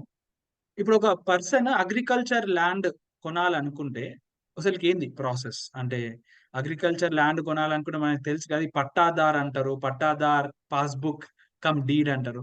సో ఈ పట్టాదార్ ఏంటి, పట్టాదార్ పాస్బుక్ కమ్ డీడ్ ఏంటి అంటే ఇది చాలా మందికి ఆ, ఒక 40 ఇయర్స్ 50 ఇయర్స్ ఏజ్ ఉన్న వాళ్ళకి తెలిసేమో, మాలాంటి వాళ్ళకి ఇంకా అవగాహన లేదు. సో పట్టాదార్ అంటే ఏంటి, పట్టాదార్ పాస్బుక్ కమ్ డీడ్ అంటే ఏంటి, ఈ అగ్రికల్చర్ పర్చేసింగ్ లో ఈ రెండు వర్డ్స్ ఏంటి అసలు? యాక్చువల్లీ చాలా మందికి కూడా తెలియదు ఆకర్ష్ గారు ఇప్పటికీ, అంటే పెద్దవాళ్ళకి కూడా తెలియదు అంత డీటెయిల్డ్గా. బట్ పట్టాదార్ అనేది ఏమంటే ఒకప్పుడు అంటే ఇప్పుడు నిజాం కాలంలో ఎట్లా ఉండేదంటే జాగిర్లు అని ఉండేటి. అంటే జాగిర్లు అంటే ఒక ప్రాంతము ఒక జాగీర్దార్కి ఇచ్చేటోళ్ళు. అంటే ఎవరైతే వ్యక్తి అక్కడి నుంచి శిస్తు కలెక్ట్ చేస్తాడో ఆయన జాగీర్దార్ అంటాడు. ఆయన కొంత పెట్టుకొని కొంత నిజాంకి ఇచ్చేటోళ్ళు. ఆ జాగిర్లను ఉండేటి. అట్లా ఆ, ఆ, జాగిర్లు పోయిన తర్వాత ఓనర్ ఉండి కూడా కొంతమంది ఎన్నో తరాల నుంచి అంటే కౌలు చేసుకునే వాళ్ళు ఉన్నారు కదా, అట్లా కొంతమందికి పర్మనెంట్ టెనెన్సీ కిందనో అట్లా కొంతమందికి ఇచ్చేసినారు భూములు జాగిర్. అంటే దాన్ని అంటే వాళ్ళకు ఒక పట్టా ఇచ్చేసినారు అనమాట. అంటే దాని మీద శిస్తు ఉండదు, ఇక పైన వాళ్ళు ఏం చేయను, ఎవరికి ఏం కట్టాల్సిన లేదన్నట్టుగా ఒక ఇండికేషన్. అట్లా పట్టా వచ్చింది వాళ్ళకి, పట్టాదారు అట్లా అయిపోయింది. ఇక ముందు ఇక మనం కూడా ఇప్పుడు దాన్ని పట్టానే అంటున్నాం. ఎందుకంటే అది ఇప్పుడు మనమైతే ఎవరికి ఏమి మనము రెంట్ ఏం కడతలేము దానికి. So it is like as long as your owner just by అంటే అంటే ఇప్పుడు ఎట్లా అంటే అబ్సల్యూట్ ఓనర్ ఉంటుంది కదా, అంటే ఎవరైనా అసైన్డ్ కాకుండా, అంటే గవర్నమెంట్ ఇచ్చింది కాకుండా, కోర్టు ద్వారా వచ్చింది కాకుండా వేరే రకంగా ఎప్పటి నుంచో తాతల నుంచి వచ్చింది, అదంతా కూడా పట్టా భూమి అని అంటారు. ఇవన్నీ అప్పుడు వచ్చిందనమాట. అయితే ఇప్పుడు మీరు అడిగినట్టు ఒకవేళ భూమి కొనాలనుకుంటే ఎట్లా అనేది అది ఇప్పటికీ అది ఒక అంటే అంత క్లారిటీ నాకు తెలిసి ఏ లాయర్ని అడిగినా కానీ కొన్ని సెట్ ఆఫ్ డాక్యుమెంట్స్ అయితే చెప్తారు. అంటే అంటే ఇది పట్టాదార్ మీరు చెప్పింది, పట్టాదార్ అంటే మన ప్రొసీజర్ గురించి వద్దాము నెక్స్ట్. ఈ పట్టాదార్ అంటే నాకు అర్థమైన ప్రకారము అంటే ముందు మన ఇండిపెండెన్స్ రాకముందు కూడా ఈ భూస్వాములు ఉంటుండే, వాళ్ళ కింద వీళ్ళందరూ కౌలు రైతులు కానీ వీళ్ళందరూ వాళ్ళ ల్యాండ్ ని అగ్రికల్చర్ గా చేస్తుండే. రాను ఇక వాళ్ళే ఆ ల్యాండ్ లో అగ్రికల్చర్ యాక్టివిటీస్ చేస్తుండ్రు కాబట్టి గవర్నమెంట్ ఆఫ్ ఇండియా ఏం చేసిందంటే వాళ్ళకే పట్టాలు ఇవ్వడం జరిగింది, భూస్వాములు ఇవన్నీ. రోజు అయితే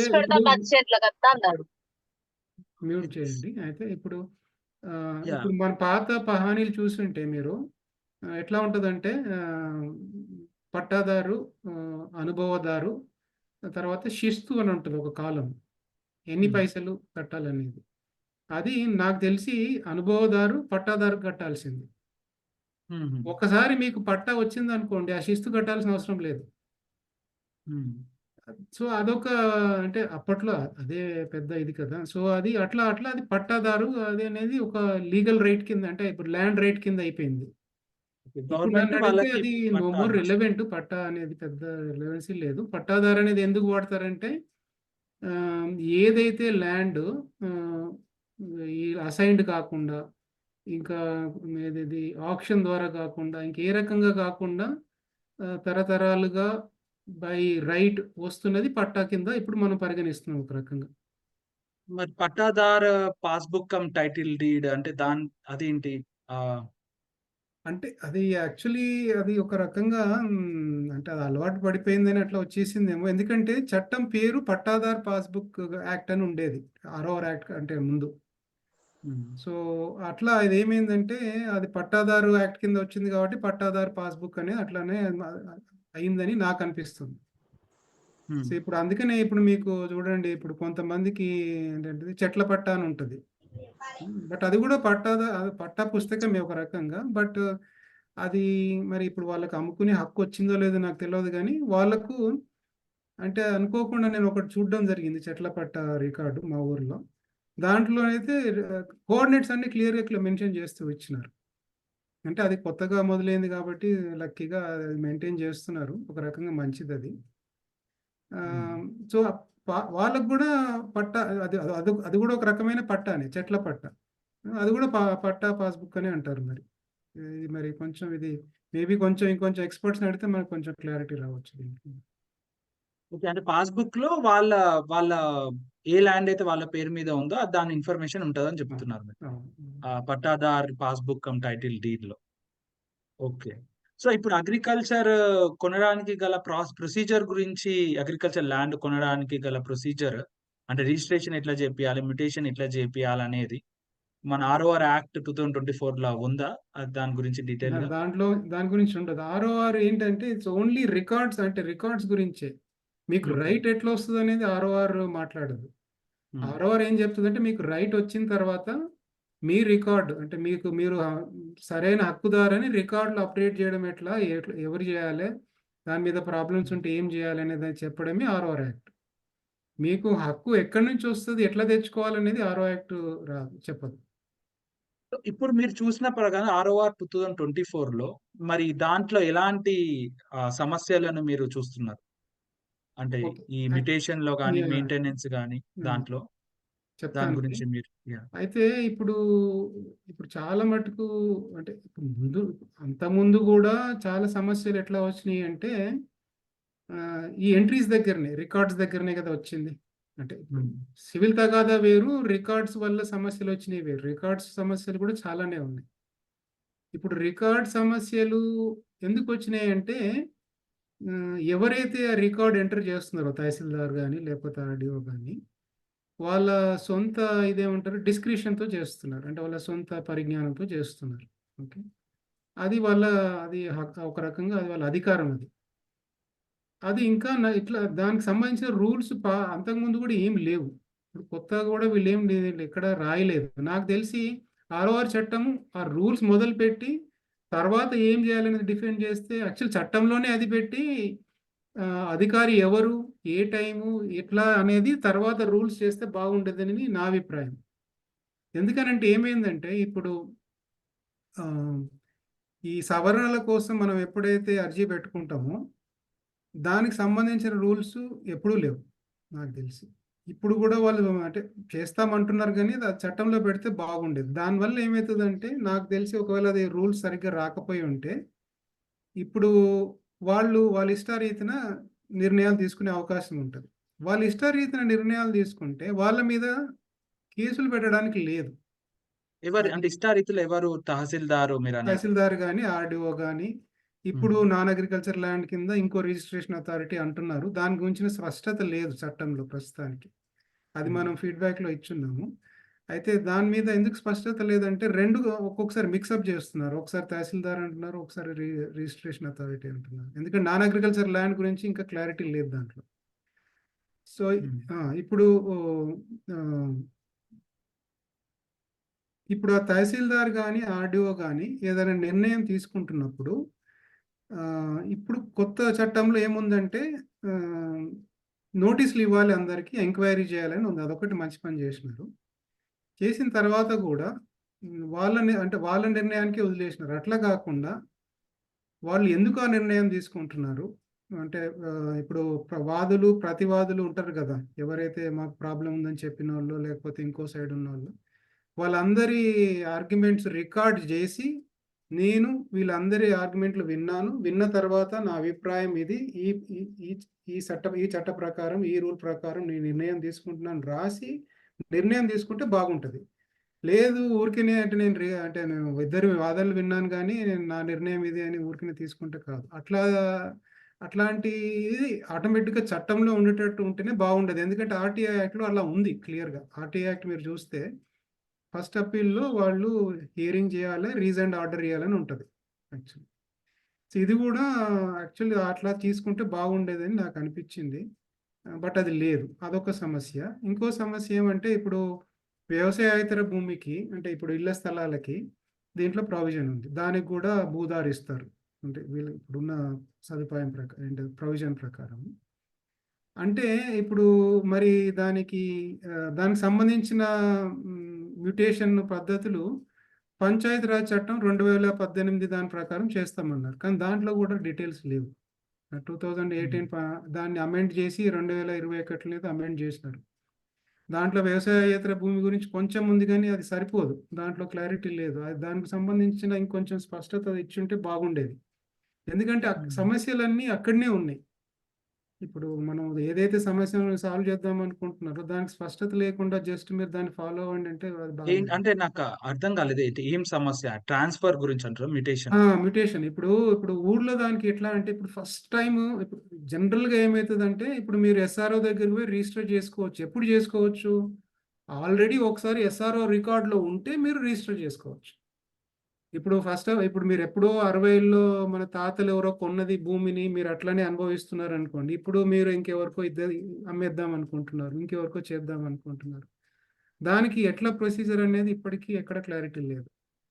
ఇప్పుడు అది 2020 అమెండ్మెంట్ పంచాయతీరాజ్ చట్టం ప్రకారం అది ఎస్ఆర్ఓ దగ్గర చేయాలి. బట్ ఎస్ఆర్ఓ దగ్గర వాళ్ళు ఏమంటున్నారంటే మా దగ్గర ఆల్రెడీ రికార్డ్ ఉంటేనే మేము చేస్తాం అంటున్నారు. అంటే దీనికి సంబంధించిన స్పష్టత లేదు. ఒక్క నిమిషం విజయ్ గారు. అంటే మనం ఒకసారి సమ్మరైజ్ చేద్దాము. హ్మ్. అంటే మనం ఈ అగ్రికల్చర్ ల్యాండ్ మీరు ఏమన్నారంటే ఇప్పుడు నాకు అర్థమైనంత వరకు మీరు చెప్పినట్టుగా 2024 ROR యాక్ట్‌లో హ్మ్. తహసీల్దార్ గాని, అక్కడున్న రిజిస్ట్రేషన్ చేసే అథారిటీ గాని వీళ్ళు ఏమన్నా క్లాషెస్ వచ్చినప్పుడు అంటే ఏమన్నా డిఫరెంట్ పార్టీల మధ్యలో క్లాషెస్ వచ్చినప్పుడు వీళ్ళు నోటీసులు ఇచ్చి ఇరు పార్టీలకి నోటీసులు ఇచ్చి దాని తర్వాత వీళ్ళ నిర్ణయం తీసుకుంటారు. ఫైనల్ నిర్ణయం తహసీల్దార్ గాని, ఆ రిజిస్ట్రేషన్ అథారిటీ గాని మీరు చెప్పింది.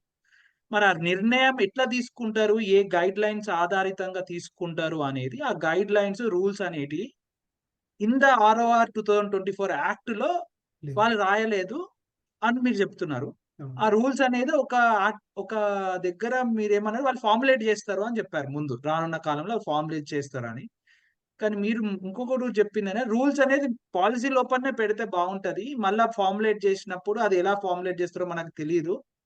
కానీ తహసీల్దార్ గారు గాని, ఇంకెవరైనా రిజిస్ట్రేషన్ అథారిటీ వాళ్ళు నిర్ణయాలు తీసుకోవాలంటే గైడ్ లైన్స్ లేకుండా ఎలాంటి నిర్ణయాలు తీసుకుంటారని మనకు తెలవదు కాబట్టి అది ప్రాబ్లమ్ అయితదని మీరన్నారు. ఇది ఫస్ట్ మీరు చెప్పింది. సో, అవును. ఎందుకనంటే రూల్స్ అని జనరల్‌గా ఇంకా రూల్స్ ఎట్లా పెట్టుకుంటామంటే rules for example time period లేకపోతే హ్మ్.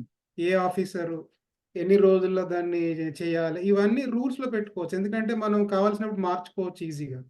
బట్ హ్మ్. ఎట్లా మనం దాన్ని ఇప్పుడు నేను ఏదన్నా నాకు అప్పీల్ వచ్చినప్పుడు నేను దాన్ని ఎట్లా సాల్వ్ చేయాలనే దాని గురించి గైడ్‌లైన్ చట్టంలోనే పెడితేనే బాగుంటది. అది ఇప్పుడు ఉన్నదా? లేదా అది లేదు. ఆ లేదు. చట్టంలో? లేదు. ప్రిస్క్రైబ్డ్ వే అని రాసేసినారు అంతే.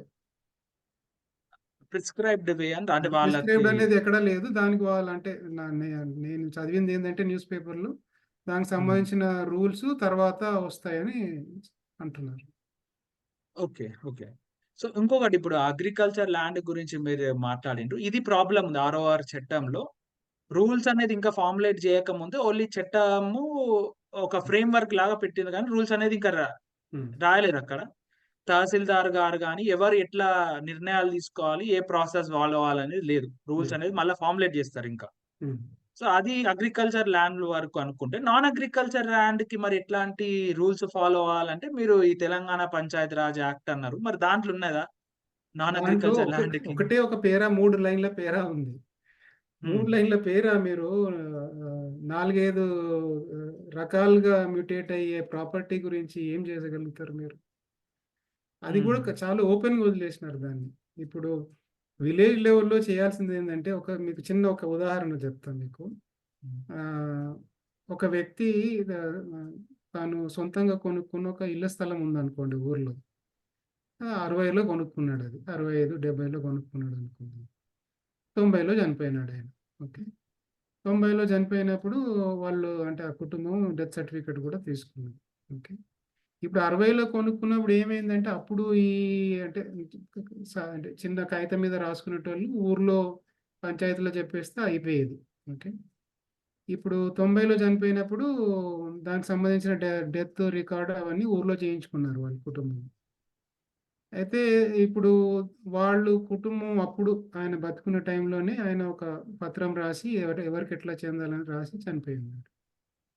ఇప్పుడు దాన్ని వాడుకొని మ్యూటేట్ చేయడానికి ఏ ప్రొవిజన్ లేదు ఇప్పుడు ఇక్కడ. అది చాలా గందరగోళంగా ఉంది. ఇప్పుడు దానికి ఏమంటే ఇప్పుడున్న యాక్చువల్లీ మామూలుగా అయితే ఏం చేయాలంటే ఒక రిజిస్టర్డ్ విల్ డీడ్ ఉండాలి. కాకపోతే మనం మాట్లాడింది 80లో 70లో చనిపోయిన వ్యక్తి గురించి కదా.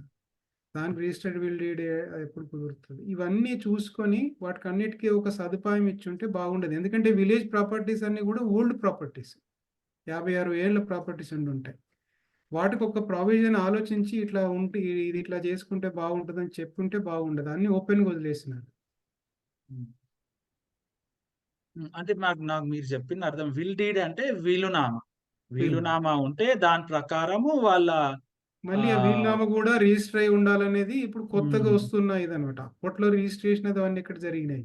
ఇప్పుడు 70లో 60లో ఇప్పటికి కానీ ఇంకొక ప్రొసీజర్ కూడా ఇది ఉందిగా. అంటే నాకు తెలిసినంత వరకు ఇప్పుడు ఎవరైనా వీలునామా రాయకుండా మరణించినాక తర్వాత గూడా హ్మ్. వాళ్ళ లీగల్ హెయిర్ సర్టిఫికేట్ అన్న తీసుకుంటారు. అది కోర్టుల మళ్ళీ అప్లై చేసి వాల్యుయేషన్ ఏసినాక అవును. లీగల్ ఎయిడ్ సర్టిఫికేట్ తీసుకోవడం జరుగుతది. అంతేగాకుండా ఇప్పుడు ప్రభుత్వ ఉద్యోగులకైతే ఫ్యామిలీ మెంబర్ సర్టిఫికేట్ ద్వారా గూడా ఇస్తారన్నట్టు. అది కాకపోతే ఏమంటే అక్కడ అది అది సింపుల్‌గా ఎట్లా అవుతదంటే ఇప్పుడు ఆ కుటుంబ సభ్యులందరూ గూడా ఒక అంగీకారానికి వచ్చి ఎట్లా పంచుకుందాం? ఎవరికి ఈక్వల్ గానా? లేకపోతే ఒకరికి ఎక్కువ ఒకరికి తక్కువనా? వాళ్ళు ఒక అంగీకారానికి వచ్చి కోర్టుకి వాళ్ళు అందరూ కలిసి కోర్టుకెళ్ళి ఆ సర్టిఫికేట్ తెచ్చుకుంటే అయిపోతది. అది సమస్య కాదు. జనరల్‌గా ఎప్పుడొస్తదంటే అవన్నీ ఏమో వీలునామా లేనప్పుడు. అది వీలునామా లేనప్పుడే. వీలునామా లేనప్పుడు ఆటోమేటిక్‌గా కోర్టు పరిష్కరించాల్సొస్తది. ఎందుకంటే ఎవరికి ఎట్లా పంచాలి? వాళ్ళ మధ్యన అంగీకారం ఉంటే ఒక రకంగా, అంగీకారం లేకపోతే ఇంకో రకంగా ఇవన్నీ వస్తాయి. హ్మ్. ఇప్పుడు ఇప్పుడు ఆల్రెడీ విల్లుండి ఆ ముగ్గురు హ్మ్. అన్నదమ్ములు అంటే ముగ్గురు లేదంటే ఆ ముగ్గురు నలుగురు వారసులు వాళ్ళు ఒక ఒక పత్రం రాసుకొని ఉన్న తర్వాత కూడా చాలా కన్‌ఫ్యూజన్ ఉంది. హ్మ్. ఓకే. ఇప్పుడు మీరు నాన్ అగ్రికల్చర్ ల్యాండ్ ఆర్ ప్రాపర్టీలో పంచాయత్ రాజ్ యాక్ట్ 2018 అనేది రూరల్ ఏరియాస్‌కి వర్తిస్తది. మళ్ళీ అర్బన్ ఏరియాస్‌కొచ్చేసరికి Telangana municipality act, GHMC act ప్రకారం నాన్ అగ్రికల్చర్ ల్యాండ్‌లకి సంబంధించిన మ్యుటేషన్ ప్రొసీజర్ ఆ యాక్ట్‌లల్ల ఉంటది. మరి దాంట్లో మనకి క్లియర్‌గా ఉందా మ్యుటేషన్ అది నేను అంత డీటెయిల్‌గా ప్రొసీజర్? చదవలేదు. అచ్చా! అది మున్సిపల్ యాక్ట్ ఆకాష్ ఈ సిద్దిక్యూ గారు కూడా సేమ్ దానిపైన రీసెర్చ్ చేసినట్టుండ్రు. ఒకసారి వాళ్ళ ఒపీనియన్ కూడా తీసుకున్నారు. అంటే ఇప్పుడు విజయ్ గారు ఏవైతే మిస్ అవుతారో మేబీ ఆ పాయింట్స్ యాడ్ కావచ్చు. యాహ్! మనం మాట్లాడదాము. సో, ఇంకొకటి ఇప్పుడు ఎవరైనా అంటే ఒక ల్యాండ్ ఇప్పటిదాకా మన ఆర్ఓఆర్ 2024 యాక్ట్‌లో ఎట్లా అంటే మ్యుటేషన్ గాని మ్యుటేషన్‌కి సంబంధించిన గైడ్‌లైన్స్ గాని, మెయింటెనెన్స్ ఇవి అపీల్ ప్రొసీజర్ అనేది 2024 యాక్ట్‌లో చూసినాము. అది అగ్రికల్చర్ ల్యాండ్‌లకని, నాన్ అగ్రికల్చర్ ల్యాండ్ గూడా. కానీ అసలుకి ఇప్పుడు ఆర్ఓఆర్ 2024 యాక్ట్ నుంచి కొంచెం బయటికి వస్తే ఒక ల్యాండ్ అన్న, ప్రాపర్టీ అన్న కొనాలి అంటే ఎవరైనా ఒక సామాన్యులు కొనాలంటే ఒక ల్యాండ్, ప్రాపర్టీ కొనాలంటే అసలు ఎలాంటి సర్టిఫికేట్స్‌ని వాళ్ళు క్షుణ్ణంగా పరిశీలించాల్సొస్తది. ఏ సర్టిఫికేట్‌లని వాళ్ళు చూడాలి. ఒక ల్యాండ్ అన్నా, ప్రాపర్టీ అన్నా కొనాలంటే. ఇది గూడా చాలా మందికి తెలియదు. నాకు పర్టిక్యులర్‌గా తెలియదు అసలకి ఏ సర్టిఫికేట్‌లనేది చూడాలి మనం. ఒక ల్యాండ్ అన్నా, ప్రాపర్టీ కొనాలంటే. అంటే ఎలాంటి సర్టిఫికేట్‌లు ఉంటాయి? యాక్చువల్లీ అది కొంచెం కష్టమైన ప్రశ్ననే. ఎందుకనంటే సేల్ డీడ్ ఉండి మ్యుటేషన్ అయిన తర్వాత గూడా కేసులైన ఈ సిట్యుయేషన్స్ ఉన్నాయి. ఓకే. అంటే నార్మల్ వేలో ల్యాండ్ నార్మల్ నార్మల్ వేలో క్లియర్‌గా ఉంది. ఇప్పుడు మనం హ్మ్. ఎలాంటి సర్టిఫికేట్స్ అనేది చూడాలి. ఆ సర్టిఫికేట్స్ అనేది చూస్తేనే గదా! ఇది అవును. ప్రాపర్‌గా ఉందో లేదో అర్థమైతది. మనం ఈ సర్టిఫికేట్స్ ఏవి అనేది గూడా అవగాహన అదే. లేకుండా అయిపోతుంది. యాహ్! ఒకటేమంటే జనరల్‌గా ఇప్పుడు ఎవరైతే మనకు అమ్మే వాళ్ళు ఉంటున్నారో వాళ్ళు ఆ పర్టికులర్ ఆస్తికి హక్కుదారై ఉండి 14 సంవత్సరాల పైగా అనుభవిస్తున్నారు అనుకోండి, అది కొంచెం పర్వాలేదు. ఎందుకంటే సివిల్ కోర్టులు ఏం చెప్తున్నాయంటే any private property enjoyed by somebody in possession for more than 12-13 years అది consider to be their property without, ఇప్పుడు దాని మీద ఏమి ఆబ్జెక్షన్ లేకుండా అన్కంటెస్టెడ్గా ఎంజాయ్ చేస్తున్నట్టయితే it is their property. So అది ఒక క్లియర్ సిగ్నల్. వ్యవసాయ భూమి అనుకుంటున్నాం కాబట్టి ఇప్పుడు ఇప్పుడు ఎవరైతే మనకు అమ్ముతున్నారో ఆయనకి ఎట్లా వచ్చిందో కనుక్కోవడం ఒక పెద్ద ఇది, అదొక ఎక్సర్సైజ్ చేయాలి మనం. అంటే మనకు ఇప్పుడు అంటే నిజాం నుంచి వచ్చిన రికార్డ్స్ కొన్ని ఉన్నాయి మనకు, ఏవైతే అది కాసరా పహాని అనో లేకపోతే తర్వాత చేసాల్ అంటే పహాని ఇవి ఇలాంటివి ఉన్నాయి కదా విజయ్ గారు, ఇన్కంబరెన్స్ సర్టిఫికెట్ అని. సో ఎన్కంబరెన్స్ సర్టిఫికేట్ ఏమో ఇప్పుడు ఈ మధ్యన వస్తున్నాయి అనమాట. ఆ ఎన్కంబరెన్స్ సర్టిఫికేట్ ఏం చెప్తుందంటే ఇప్పుడు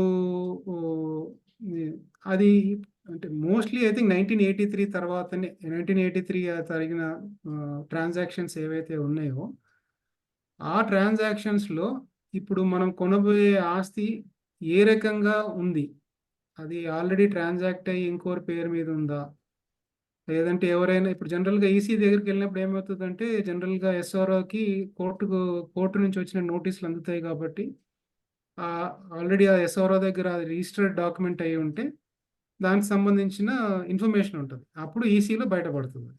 ఓకే, కానీ అవన్నీ ఇప్పుడు మీకు ఆ భూ సమస్య 1983 కంటే ముందు ఉందనుకోండి, ఆ ఈసీలో క్లియర్ ఉన్నా కానీ 83 కంటే ముందు వల్లే ఏమైనా ఇబ్బంది అవుతే రావచ్చు. జనరల్గా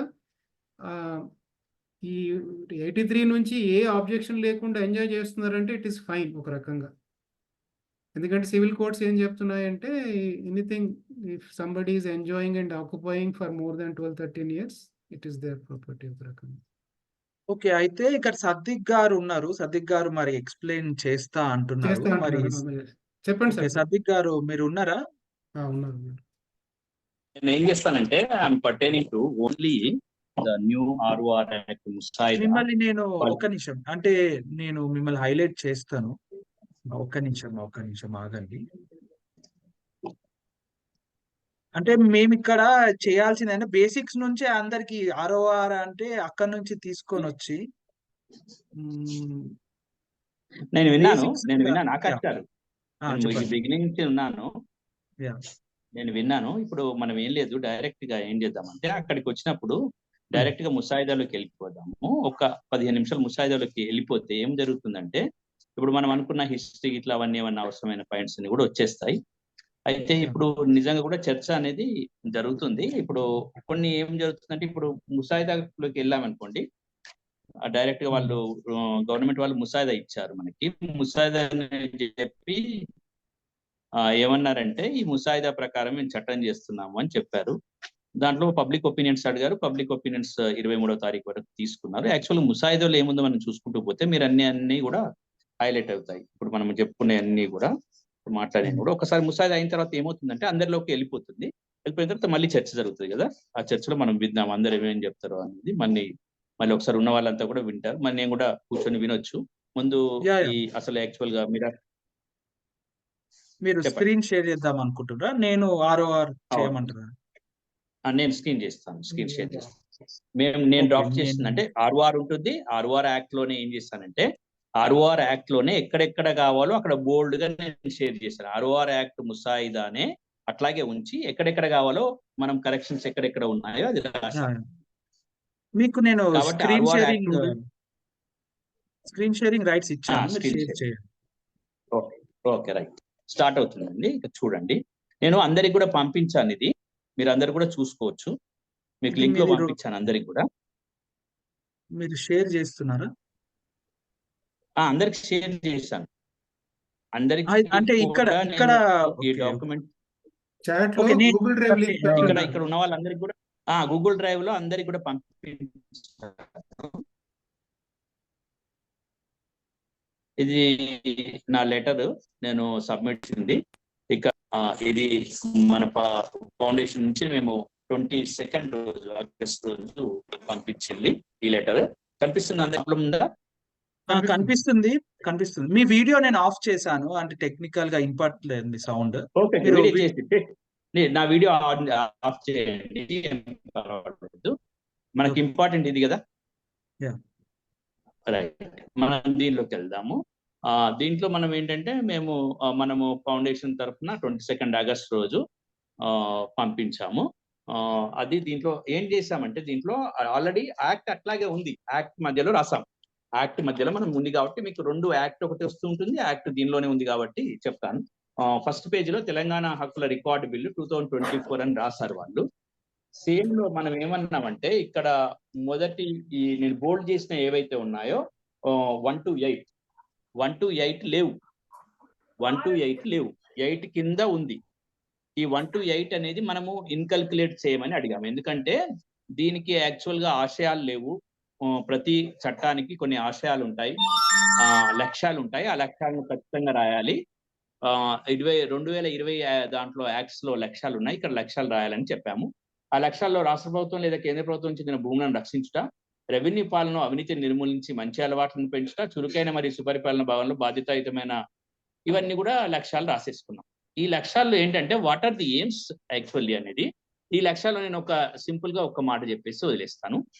ఏంటంటే లక్ష్యాలలో మనం చెప్పింది ఏంటంటే, అందరికీ అనువైనటువంటి మంచి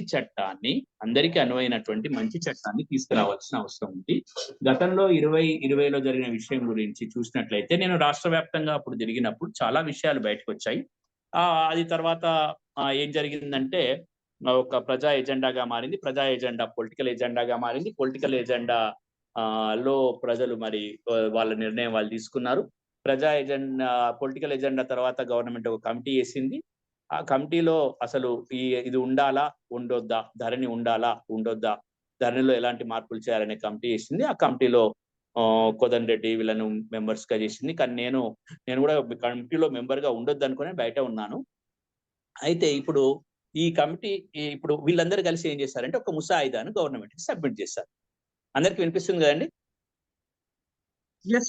వినిపిస్తుంది. రైట్. ఏదైనా ప్రాబ్లం ఉంటే మీరు కింద స్క్రీన్ లో చెప్పండి. మీరు కొంచెం జూమ్ చేయండి, జూమ్ చేసి మాట్లాడితే అది పేపర్ కనపడుతుంది. Okay, right. అదే విషయం, అట్లాంటి విషయాలు చెప్పండి. ఇప్పుడు ఓకేనా? జూమ్ కనబడుతుందా? ఇది ఇంకొంచెం చేయండి, అంటే మీరు మాట్లాడే ఏ పాయింట్ అవుతుందో అక్కడ జూమ్ చేయండి. రైట్, నేను మాట్లాడేటప్పుడు జూమ్ చేస్తాను.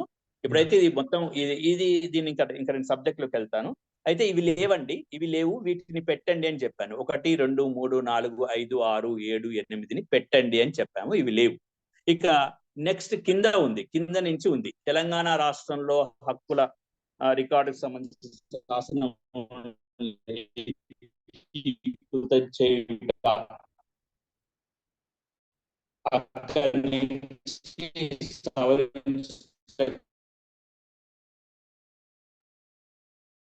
మీది వాయిస్ కట్ అవుతుంది సద్దిక్ గారు.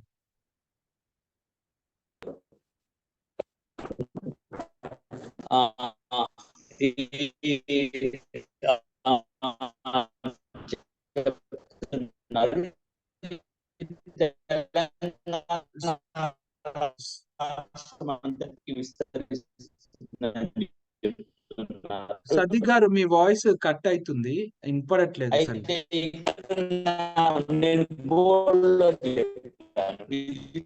అసలు వాయిస్ వినపడట్లేదు సార్. సద్దిక్ గారు మీ వాయిస్ వినపడట్లేదు, కట్ అవుతుంది మొత్తం.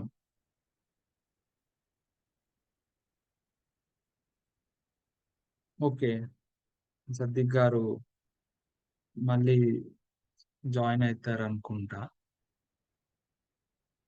ఓకే, మనం ఒక వెయిట్ చేద్దాము కొంతసేపు. అంటే బేసిక్ గా సద్దిక్ గారు అడ్వకేట్ అన్నట్టు నాకు తెలుసు. సద్దిక్ గారు మాట్లాడితేనే బాగుంటది. అంటే మన ఉద్దేశం ఏంటంటే, అడ్వకేట్స్ అనే వాళ్ళు చేస్తుంటారు. ఇప్పుడు మన లాస్ అనేది ప్రజలకు అడ్వకేట్స్ చెప్పడం ఒకటి, అంటే ప్రజలు కూడా చదివి తెలుసుకొని ప్రజలే చర్చించడం ఇంకొకటి. అది చేయనని రోజులు అడ్వకేట్స్ వాళ్ళ దగ్గరనే నాలెడ్జ్ ఉండిపోతుంది, ప్రజల వరకు ఎప్పుడు చేరదు అన్నట్టు. అంటే లాస్ అనేది ప్రజలకు అర్థమయ్యే లాంగ్వేజ్ లో రాయాలని గవర్నమెంట్ కూడా తెలుసుకోవాలి. అది ఇప్పుడు ఇప్పుడు మనకు అర్థమైంది ప్రజలకు వివరించడానికి ఇది చేస్తున్నాం. సతీష్ గారు మీరు వచ్చారు, ఒకసారి ఇది మాట్లాడండి సతీష్ గారు. తెలంగాణ రాష్ట్రం ఇక్కడ తెలంగాణ రాష్ట్రం అంతటికి విస్తరించును అనేది వాళ్ళు చెప్తున్నారు. ఫస్ట్ దాంట్లో వాళ్ళు అంటున్నప్పుడు గవర్నమెంట్, వాళ్ళు అన్నప్పుడు ఇక్కడ గవర్నమెంట్ అని తీసుకోండి, ఓకేనా. మీరు ఏజెన్సీ ఇంతకుముందు ప్రాంత మీరు ఒక్క నిమిషం, మీరు మాట్లాడింది మొత్తం అది కరెక్ట్ గా రాలేదన్నట్టు, మీరు మళ్ళా చెప్పగలుగుతారా? ఇంతకు ముందు విషయం ఏం లేదండి, నేను సబ్జెక్ట్లకు వెళ్ళిపోతాను, ఇది చెప్పుకుందాం, అది దాని తర్వాత మళ్ళీ మాట్లాడుకుందాము.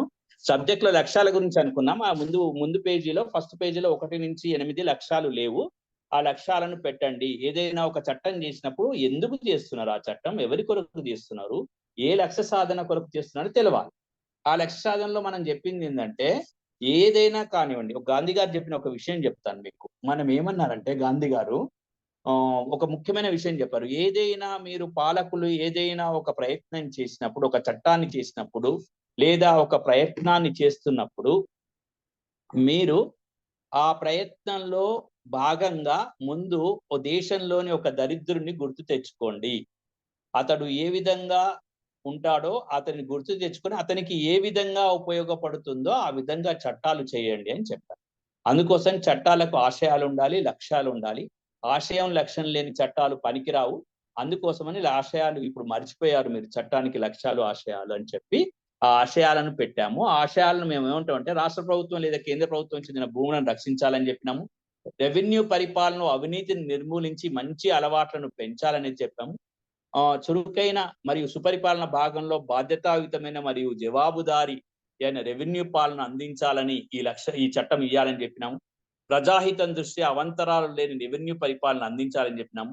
ప్రత్యక్షంగా రైతుల నుండి ఏ రకమైన రెవెన్యూ రికార్డులను సమర్పించమని బలవంతం చేయకుండా తెలంగాణ భూమి రికార్డులో RORలో డేటాను కేంద్రీకరించబడిన నిక్షిప్త పరికరంలో ఎలక్ట్రానిక్ రూపంలో నిల్వ చేయ పద్ధతిపై బ్యాంకర్లు, క్రెడిట్ ఏజెన్సీలు రుణమంజూరు చేయాలని చెప్పినాము. భూమిని కలిగి ఉన్న వారి యజమానులు ఎలక్ట్రానిక్ పట్టాదారు సహిత పుస్తకమును పొందుటకు వీలుగా పాస్ పుస్తకం ఏకీకృతం చేయాలని చెప్పినాము. ఏకీకృతం అంటే సింగిల్ విండో. మీ సేవ ద్వారా ధృవీకరణ వెసులుబాటు కల్పించిన పారదర్శకమైన మంచి హక్కుల రికార్డును భౌగోళిక నిర్దేశంతో ప్రతి భూ యజమాని అని చెప్పాము. అవి మన నెక్స్ట్ దాంట్లో వస్తాయి. ఒక్కొక్క పాయింట్ చెప్తాను. ఇదండి. నెక్స్ట్ నేను వెళ్తున్నాను నెక్స్ట్ పేజీలోకి. నెక్స్ట్ పేజీలోకి వెళ్ళినప్పుడు నెక్స్ట్ పేజీలో ఇంతకు ముందు మాట్లాడుతున్నప్పుడు మనం వాళ్ళు చేసిన చట్టం మొదలవుతుంది. ఆ చట్టంలో ఉన్నవన్నీ కూడా బోల్డ్ చేసినవన్నీ మనం సమర్పించినటువంటి రికమెండేషన్స్. మనం బోల్డ్ చేసినవన్నీ కూడా మనం సమర్పించినటువంటి రికమెండేషన్స్. మిగతా అన్నీ కూడా వాళ్ళు చట్టంలో రూపొందించిన పార్ట్స్ అని మనం గుర్తించాలి, చట్టంలో ఉన్న విషయాలని గుర్తించాలి. ఇప్పుడు మనం ఫస్ట్ పేజీలోకి వెళ్తున్నాం. ఫస్ట్ పేజీలోని ఈ చట్టము తెలంగాణ హక్కుల రికార్డు చట్టం 2024 ప్రారంభం పేర్కొనవచ్చునని చెప్పారు. ఇది తెలంగాణ రాష్ట్రం అంతటికి విస్తరించునని వాళ్ళు అన్నారు. నేనేమన్నానంటే, ఓకేనండి, చాలా బాగుంది, తెలంగాణ రాష్ట్రం అంతటికి విస్తరించాలి. మరి ఏజెన్సీ ప్రాంత విషయాలకు సంబంధించి ఇక్కడ ఉదాహరించవలసిన అవసరం ఉంది. ఏజెన్సీ ప్రాంతాలకు ఎట్లయితే మనం కాశ్మీర్ లాగా ఏదైనా ఒక చట్టాన్ని తెలిసినప్పుడు ఇంతకు ముందు 370 కంటే ముందు మనం ఇది కాశ్మీర్ కు వర్తించదు అని చెప్పేది, అట్లాగే ఇప్పుడు అన్నిటికీ వర్తిస్తుంది. 370 తీసేసాం. దీంట్లో మనకు అట్లాగే ఏజెన్సీ ప్రాంత విషయాలకు సంబంధించిన డిఫరెంట్ గా ఉంటుంది. ఏజెన్సీ ఏరియాలు అంటే ఎక్కడైతే ట్రైబల్స్ ఉంటారో అక్కడ వాళ్ళకు ఉండవలసిన చట్టాలు వేరుగా ఉంటాయి. కాబట్టి ఇది వర్తిస్తుందా లేదా అని ఇక్కడ చెప్పాల్సిన అవసరం ఉందని చెప్పాము. ఇది ఇక్కడ మనం ఏమని చెప్తామంటే, ఏజెన్సీ ప్రాంతాన్ని కూడా ఇక్కడ మేము పరిగణలోకి తీసుకుంటున్నామని చెప్పండి అని మనము ఒక సజెషన్ ఇచ్చాం. ఇక మూడవది, ఇది చట్టంలో ఉంది, ఇది ప్రభుత్వం అధికార ప్రకటన లేదా ఏ తేదీ నుంచి అమల్లోకి వస్తాయని చెప్తారు. ఇక నిర్వచనాలు ఇంపార్టెంట్. ఇంతకుముందు నిర్వచనాలు మిత్రులు మాట్లాడుతున్నప్పుడు నిర్వచనాలు చాలా గందరగోళంగా ఉన్నాయని చెప్పారు. వాటిలోకి వెళ్ళిపోతున్నాం. ఏ చట్టంలోనైనా ముందు కొన్ని పదాలను నిర్వచిస్తారు. ఆ పదాలను నిర్వచించేటప్పుడు మనం ఆ పదాలను అర్థం చేసుకుంటే కింద ఈజీగా పోగలుగుతాము. వ్యవసాయ భూమి అంటే ఏంటి అంటే చెప్పారంటూ, సాగు చేయుట, తోట ఉత్పత్తి, పళ్ళ తోటలు, ఉద్యానవనాల పెంపకము, పూల తోటలు, పట్టు పురుగులు, తర్వాత పెంపకము, పచ్చిక బీళ్లు, అంటే ఈ పుట్టుపరుగుల పెంపకం కానివ్వండి, పచ్చిక బీళ్లు కానివ్వండి, ఎండుగడ్డితో సహా వ్యవసాయ ప్రయోజనం కొరకు ఉపయోగపడు లేదా ఉపయోగపడటకు సామర్థ్యం కలిగిన నిర్ణయించినట్టు ఇతర ఉపయోగముల కొరకు అని అర్థము. ఇంతకుముందు ఆకాష్ గారు మాట్లాడుతూ మరి అగ్రికల్చర్ ల్యాండ్స్ గురించి మాట్లాడారు. దాని గురించి కూడా వస్తుంది, అది మాట్లాడుకుందాం. ఇప్పుడు నేను వ్యవసాయ భూమి గురించి మాత్రమే మాట్లాడుతున్నాను. భూధార్ అనగా మనకెట్లయితే ఆధార్ కార్డు ఉందో మన భూమికి కూడా ఒక ఆధార్ కార్డు ఉంటుంది. ఆ ఆధార్ కార్డును హక్కుల రికార్డులో నిర్ణయించిన రీతిలో భూమి ఏదైనా భావన ప్రత్యేక గుర్తింపు ఒక సంఖ్య ఇస్తారు. ఆ సంఖ్య దీంట్లో చేరి ఉంటుంది. అంటే ఇక్కడ ఒక చాలా ముఖ్యమైన విషయం ఏంటంటే, నాకు 4 చోట్ల భూమి ఉందనుకోండి. ఒక విలేజ్ లో విలేజ్ ఎంటర్ కాగానే భూమి ఉంది, విలేజ్ మధ్యలో భూమి ఉంది, విలేజ్ లాస్ట్ లో కూడా భూమి ఉంది అనుకోండి. అంటే ఈ 3 భూములకు కూడా ఆధార్ ఇవ్వాల్సిందే. నాకు అప్పుడు భూ ఆధారాలు 3 ఉంటాయి. నా పాస్బుక్ లో భూ ఆధారాలు 3 ఉంటాయి. విలేజ్ లో ఎంట్రీ అయినప్పుడు ఉన్న భూమికి ఆధార్ ఉంటది, విలేజ్ మధ్యలో ఉన్నప్పుడు ఎంట్రీ ఉంటది, విలేజ్ దాంట్లో ఉంటది. ఇక దీంట్లో 2 చెప్పారు, తాత్కాలిక భూధార అన్నారు, శ్వాసిత భూధార అన్నారు. నేనేమన్నా ఇక్కడ మన రికమెండేషన్ ఏంటిది బోర్డులో, తాత్కాలిక భూధారి యొక్క అవసరం లేదు కావున తొలగించవలెను అని నేను అన్నాను. ఎందుకంటే తాత్కాలిక అసలు భూధార అంటే ఏంది అనేది ముందుగా ఆలోచిద్దాం. భూధార అంటే ఏంటంటే, భూధార అంటే వాళ్ళే చెప్తున్నారు. వాళ్ళు ఏం చెప్పారంటే, అనగా ఆస్తికి అనుబంధంగా ఉన్న భూమి లేక భూభోగముల యొక్క భౌగోళిక నిర్దేశం. ఇక్కడ భౌగోళిక నిర్దేశాన్ని నేను చెప్తాను. ఇక్కడ చాలా ఇంపార్టెంట్ విషయం మనం డిఫైన్ చేయాల్సింది భౌగోళిక నిర్దేశము. అంటే నా భూమి ఎక్కడుంది, నార్త్ లో ఎక్కడుంది, సౌత్ లో ఎక్కడుంది, నా భూమికి ఉత్తర దక్షిణాల్లో ఎవరెవరు ఉన్నారు, ఎట్లా ఉంది అని చెప్పాలి. ఇక్కడ పెద్ద గందరగోళం, ఒక పెద్ద సమస్య వస్తుంది. ఇవాళ ఉన్న వాళ్ళు రేపు ఉండరు, ఇవాళ ఉన్న చెట్టు రేపు ఉండదు, ఇవాళ తాటి చెట్టు ఉంటే రేపు ఇంకో చెట్టు వస్తుంది అక్కడ. కాబట్టి అట్లాంటివి కాకుండా అక్షాంశ రేఖాంశాల తారా అంటే లాంగిట్యూడ్స్ అండ్ లాటిట్యూడ్స్ ఫిక్సేషన్ చేసేది మాత్రమే భౌగోళిక నిర్దేశం అవుతుంది. అంటే ఇక దాన్ని ఎవరు మార్చలేరు. ప్రపంచం ఉన్నంత వరకు ఆ భౌగోళిక నిర్దేశం అనేది అట్లాగే ఉంటుంది. అక్షాంశ రేఖాంశాలు అంటే నాకు నార్త్ లో అక్షాంశ రేఖాంశం ఏంటిది, సౌత్ లో అక్షాంశ రేఖాంశం ఏంటిది, ఈస్ట్ లో నాకు అక్షాంశ రేఖాంశం ఏంటిది, వెస్ట్ లో 4 చోట్ల ఒక్కసారి ఫిక్స్ అయింది అంటే కథం. ఇక భూమి యొక్క భాగము ఎవ్వరు కూడా మార్చలేరు, హద్దులు మార్చలేనటువంటి హద్దులు. దాన్ని ఇక్కడ వీళ్ళు ఏమన్నారు, భౌగోళిక నిర్దేశము అన్నారు. నేనేమంటున్నాను, ఈ భౌగోళిక నిర్దేశము పూర్తి కాలేదని చెప్పడానికి, ఈ భౌగోళిక నిర్దేశము పూర్తి కాలేదు అని చెప్పడానికి ఇచ్చే ఒక భూధార్ కార్డు ఇస్తాం మీకు. మీరు ఎప్పుడు బతకండి, ఇక తాత్కాలిక భూధారుతో బతకండి అంటే, మేము తాత్కాలిక భూధారు మాకు అవసరము లేదు, మాకు కావాలి. తాత్కాలిక భూధారాలు ఏముంటది, భౌగోళిక నిర్దేశములు ఉండవు. ఆస్తికి తాత్కాలిక భూధారం ఇక్కడ ఏమని డిఫైన్ చేశారు, ఆస్తికి అనుబంధంగా ఉన్న భూమి లేక భూభాగంలో భూమి యొక్క భౌగోళిక నిర్దేశం పూర్తి కాలేదు అంటే మనకు అటువంటి ఏమి ఇవ్వరట. ఇవ్వనప్పుడు తాత్కాలిక భూధారు వద్దు. తాత్కాలిక భూధారు తోటి మనం బుజ్జగిస్తాం, వద్దు, మనకు శ్వాసిత భూధారు కావాలి, తాత్కాలిక భూధారు తీసేయండి. మరి వాళ్ళు ఎందుకు తాత్కాలిక భూధారు పెట్టింది? ఇప్పుడు ఎట్లుందో అట్లా ఇస్తారన్నట్టు పాస్బుక్ ఏదో పటం వేసి. ఇప్పుడు వాళ్ళు సర్వే చేయరు.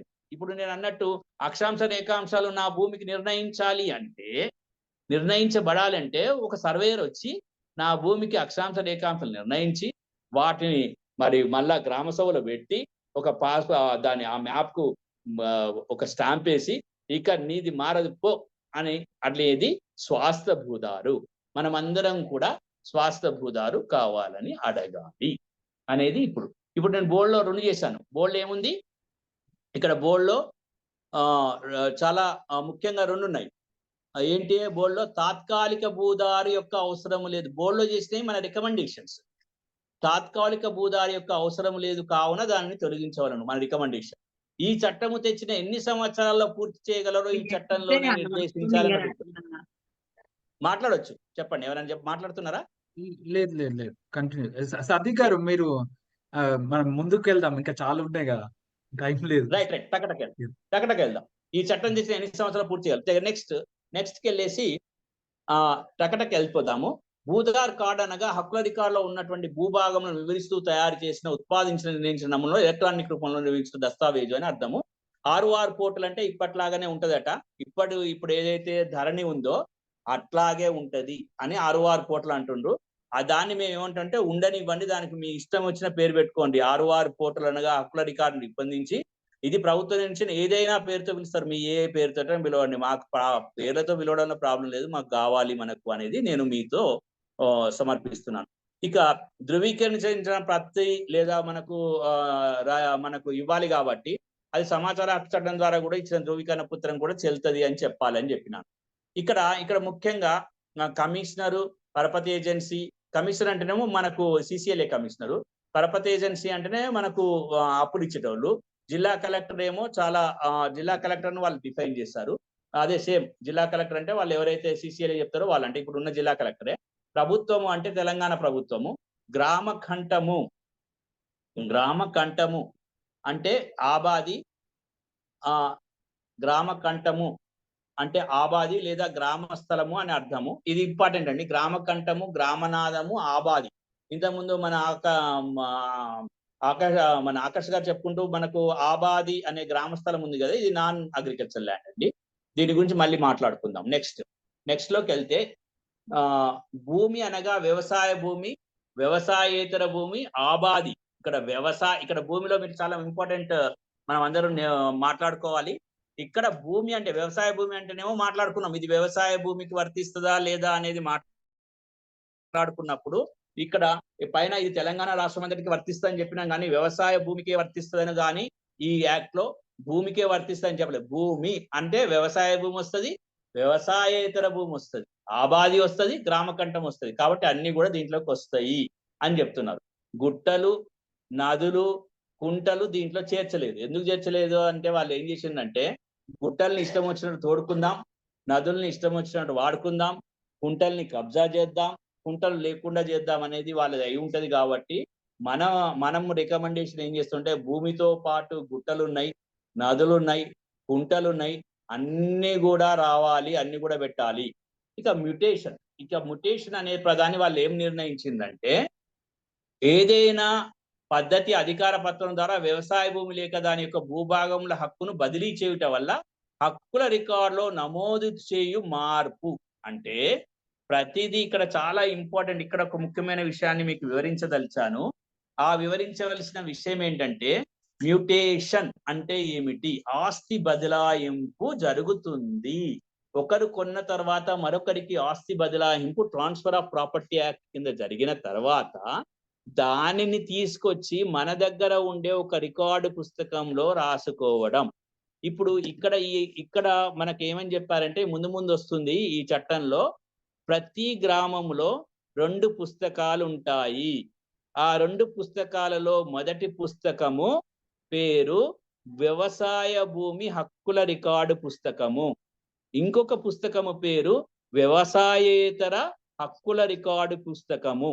అయితే ఇప్పుడు మ్యుటేషన్, రిజిస్ట్రేషన్ ఒకే దగ్గరికి తీసుకొచ్చారు కాబట్టి రిజిస్ట్రేషన్ జరిగిన 10 నిమిషాలలోనే మ్యుటేషన్ జరుగుతుంది. కాబట్టి నేను ఎవరి దగ్గరనైనా భూమి కొంటే సర్వే నెంబర్ 35లో ఒక 10 ఎకరాలు కొంటే ఇమీడియట్ గా నాకు రిజిస్ట్రేషన్ అవుతుంది, ఆస్తి మార్పు జరుగుతుంది, దానితో పాటు మ్యుటేషన్ కూడా జరుగుతుంది. అంటే భూ హక్కుల పుస్తకంలో పాత ఆయన పేరు ఉంటే ఆయనకు 15 ఎకరాలు ఉంటే 10 ఎకరాలకు 10 ఎకరాలు ఆయన దాంట్లో కట్ చేసి నాకు 5 ఎకరాలు అమ్మినట్టు ఆయన పేరు కింద నా పేరు రాసి ఈయనకు 5 ఎకరాలు రాసిండ్రు అని ఆయనకు 5 ఎకరాలు నాకు 10 ఎకరాలు మార్చబడినది రాయిస్తారు. అది అమ్మకం ద్వారా జరిగింది. ఎవరైనా నాకు మా తండ్రి గిఫ్ట్ ఇచ్చింది అనుకోండి, అది కూడా మార్చాలి. మార్పిడి చేసింది అనుకోండి, అక్కడి నుంచి ఇక్కడికి భూమి, అక్కడి నుంచి ఇక్కడికి నేను మార్పిడి చేసుకున్నాను అనుకోండి, మార్పిడి. తనఖా చేసింది అనుకోండి, తనఖా చేసిన తర్వాత అది చేసింది అనుకోండి, అది మార్పిడి చేసుకోవచ్చు. వీలునామా రాసింది అనుకోండి, వీలునామా ద్వారా చేసుకోవచ్చు. వ్యవసాయ భూమి ఇంతకుముందు వీలునామా మీద చర్చ జరిగింది. వీలునామా అనేది ఖచ్చితంగా రిజిస్టర్డ్ అయి ఉండాలని చట్టాలు చెప్తున్నాయి. అంతేకాకుండా వీలునామాను వాళ్ళ కుటుంబ సభ్యులు అందరూ ఒప్పుకుంటే అయిపోతుంది. వ్యవసాయ భూమి కమతము విభజన, సబ్ డివిజన్ చేస్తారు. ఇప్పుడు 4 కొడుకులు ఉన్నారనుకోండి, 4కి ABCD 35/A, పెద్ద కొడుకు 35/B, సెకండ్ చిన్న కొడుకు 35/C, మధ్య కొడుకు 35/D, లాస్ట్ కొడుకు అట్లా చేస్తే వ్యవసాయ భూమి సబ్ డివిజన్. వీలునామాలో లేక వీలునామా ద్వారా ఇవ్వబడిన వారసత్వము, తర్వాత సివిల్ వీళ్ళు ఇట్లా ఇచ్చినటువంటి వారసత్వం కానివ్వండి, వీటన్నిటినీ కూడా లోక్ అదాలత్ మాత్రం చేయొద్దు అని నేను అంటున్నా. ఎందుకు చేయొద్దు లోక్ అదాలత్ అంటే, నేను ఇంకొక ఇద్దరం కేసు వేసుకుంటాం, ఎవరిని భూమి ఇద్దరం వేసుకొని మా ఇద్దరికి హక్కే ఉండదు, కానీ మేమిద్దరం కాంప్రమైజ్ అయ్యిగో నాకు తీర్పు వచ్చిందని పోయి తీసుకుంటాం కాబట్టి లోక్ అదాలత్కు సంబంధించిన తీర్పులను తొలగించాలని మేము కోరుతున్నాం. సివిల్ వాళ్ళ దాంట్లో వర్తించదగు రెవెన్యూ ఇది నేను బోల్డ్ చేశాను, ఇక్కడ మార్పు అన్నట్టు, ఇక్కడ మనం మార్పును మనము అడిగాము. నెక్స్ట్ నేను కింది చట్టంలోకి వెళ్ళిపోతున్నాను, ఎందుకంటే టైం లేదు కాబట్టి కింది చట్టంలోకి టకాటక వెళ్ళిపోతాను. మొత్తంగా నేను ఇప్పుడు 6:30 అవుతుంది, 6:40 వరకు పూర్తి చేసే 6:45 వరకు పూర్తి చేసే ఒక ప్రక్రియను చేపడతాను. రాష్ట్ర ప్రభుత్వం లేక కేంద్ర ప్రభుత్వం చెందిన భూములకు ఈ చట్టంలో ఉన్నది వర్తించదు.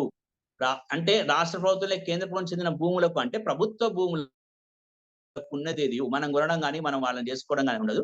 కానీ ఆ పుస్తకంలో మాత్రం ఖచ్చితంగా ఉండాలని చెప్తున్నాం. ఇప్పుడు మనం ఏమన్నాం, ఆ గ్రామంలో ఉన్న పుస్తకంలో అన్ని భూములు ఉండాలి, కొన్న వాళ్ళే కాదు, ఆ గ్రామంలో ఉన్న గుట్టలు రావాలి, ఆ గ్రామంలో ఉన్న నది పరివాహక ప్రాంతం కావాలి, ఆ గ్రామంలో ఉన్న వక్ఫ్ ఆస్తులు కావాలి, ఆ గ్రామంలో ఉన్న దేవాదాయ ఆస్తులు కావాలి, ఆ గ్రామంలో ఉన్న ప్రభుత్వ ఆస్తి రావాలి, ఆ గ్రామంలో ఉన్న ఎవరైనా విడిచిపోయి ఉన్నటువంటి అన్నికి సంబంధించిన పూర్తిగా ఆ గ్రామ పుస్తకంలో ఖచ్చితంగా రాసి వాటిని మనం చూసుకోవడానికి, వాటిని మనం తెలుసుకోవడానికి, అవసరమైతే వాటిని మనం తీసుకోవడానికి ప్రభుత్వము పారదర్శకమైనటువంటి విధానాన్ని రూపొందించమని మనం అడుగుదాం, డిమాండ్ చేద్దాం. అయితే ఏదైనా నెక్స్ట్ పేజీకి వెళ్తున్నాం మనము. నెక్స్ట్ పేజీలో మనం ఏమంటున్నాం అంటే ఇవన్నీ కూడా వర్తించవు, అంటే అప్పుడు చేసినటువంటి వర్తించవు, తెలంగాణ జాగిల రద్దు చేసినవి వర్తించవు, ఇంకా అవన్నీ వర్తించవు. అది మనకి పెద్దగా అవసరపడే విషయాలు కాకపోయినప్పటికీ నేను ఏదైనా ఒకసారి చూసుకోవాలంటే మాత్రం చూసుకోవడానికి మీకు వీలుగా ఉంది.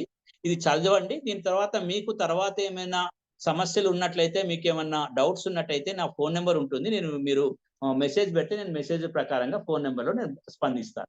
ఎందుకంటే చాలా మంది ఉన్నారు కాబట్టి చాలా మంది మాట్లాడవలసిన అవసరం ఉంది కాబట్టి నేను తొందరగా కంప్లీట్ చేస్తాను. తొందరగా కంప్లీట్ చేయాలనే భావన కాదు, అవసరమైన అవగాహన కూడా కల్పించడానికి ఒక ప్రయత్నం చేస్తాను. ఆ ప్రయత్నంలో మీరందరూ కూడా భాగస్వామ్యం కాండి అని చెప్తున్నాను.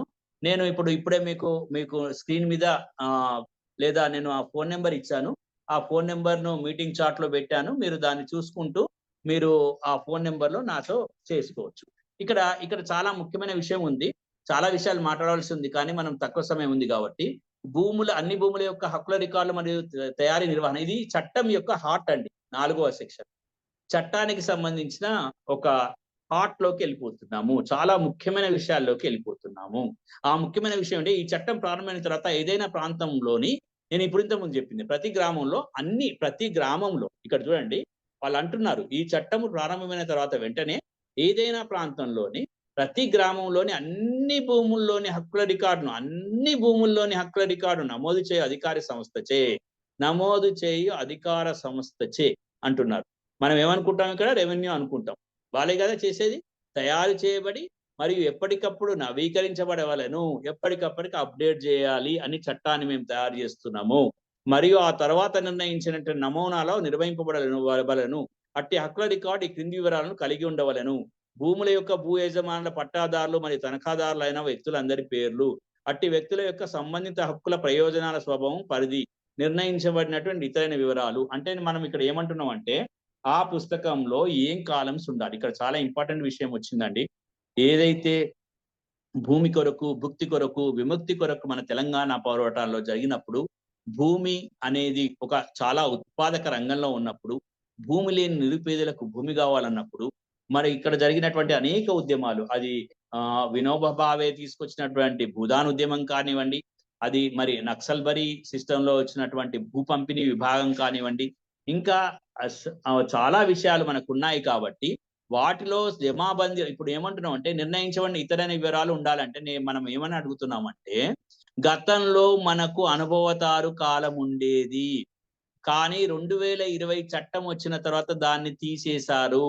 ఏమని చెప్పారు? నిండు శాసనసభలో ఏం చెప్పారంటే, ఏమయ్యా నీకు బిల్డింగ్ ఉంటుంది, ఆ బిల్డింగ్ ఎక్కడ ఉంటుంది? జూబ్లీ హిల్స్ లో ఉంటుంది. జూబ్లీ హిల్స్ లో వానికి కొన్ని కిరాయికి ఇస్తావు, కిరాయికి వస్తే వాని పేరు రాస్తారా? ఇక వాని పేరు 10 ఏళ్ళు వస్తే వానికి ఇల్లు అవుతుంది, వాళ్ళు రాస్తారా? అందుకోసం మేము తీసేస్తాం అనుభవదారు కాలం అని చాలా నియంత్రణ రూపంలో చాలా ఘోరంగా దాన్ని తొలగించడం జరిగింది 2020లో. భూస్వాములందరూ దాన్ని చూసి సంతోషపడడం జరిగింది. భూస్వాముల పేర్ల మీదికే అప్పుడు ఏదైతే ధరణి వచ్చిందో, ఆ ధరణిలో ఆ ఊర్లో ఉన్నటువంటి భూముల మీద పని చేస్తున్న వారు, భూములను పొంది ఉన్నవారు, భూములను సాగు చేస్తున్న వాళ్ళ పేర్లు రాకుండా వాళ్ళకు అమ్మిన దొరల పేర్లు మాత్రమే రావడం జరిగింది. ఆ ప్రజలందరూ అప్పటికప్పుడు పోయి ఆ హైదరాబాద్ లో ఉన్నటువంటి దొరను, పటేల్ను కలిసి, పటేలా మరి నా భూమి నీ పేరే, నువ్వు అమ్మినవు గాని నీ పేరే వస్తుంది, ఏం చేయాలి పటేలా అంటే, అరే నేనేమన్నా వచ్చి అక్కడ చేస్తున్నానారా, నేను నీ పేరు మీద ఉంటది కానీ నువ్వు చేసుకోపోరా అంటే, పటేలా మరి కరెక్టే గాని మరి నాకు రైతు బంధు రావడం లేదు అంటే, రైతు బంధు నాది, కేసీఆర్ మాకు రైతు బంధు ఇచ్చిండు, రైతు బంధు ఇంకోసారి అడిగినాం అనుకో నీకు ఆ భూమి లేకుండా చేస్తామని చెప్పడం జరిగింది. ఇది ధరణి వల్ల జరిగిన నష్టం.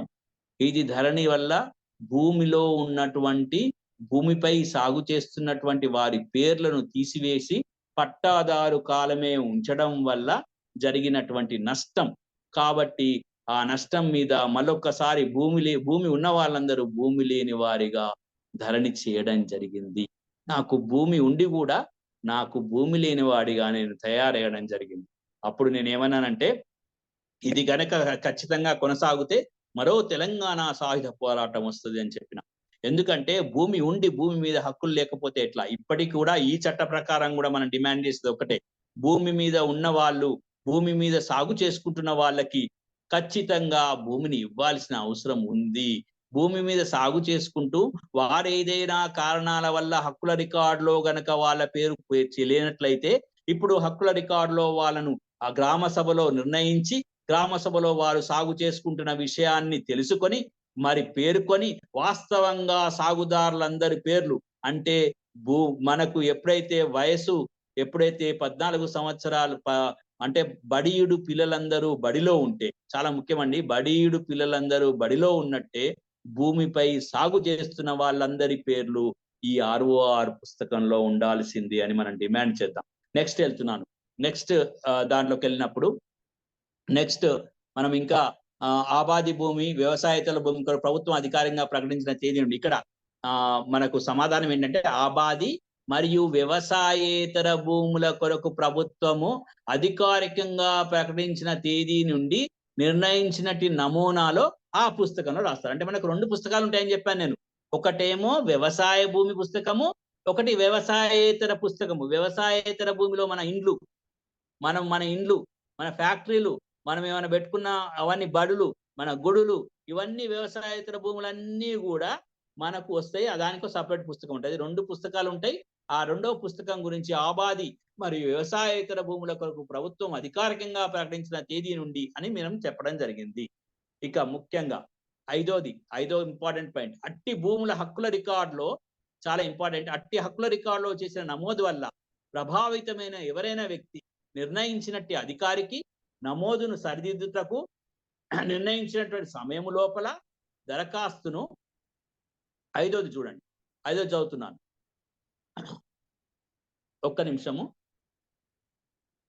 ఇక్కడ కాదు పైన వెనక్కి 4లో వెనక్కి 4వ సెక్షన్, ఇప్పుడు 6వ సెక్షన్ లో ఉంది, వెనక్కి 4వ సెక్షన్ లో 5, రైట్.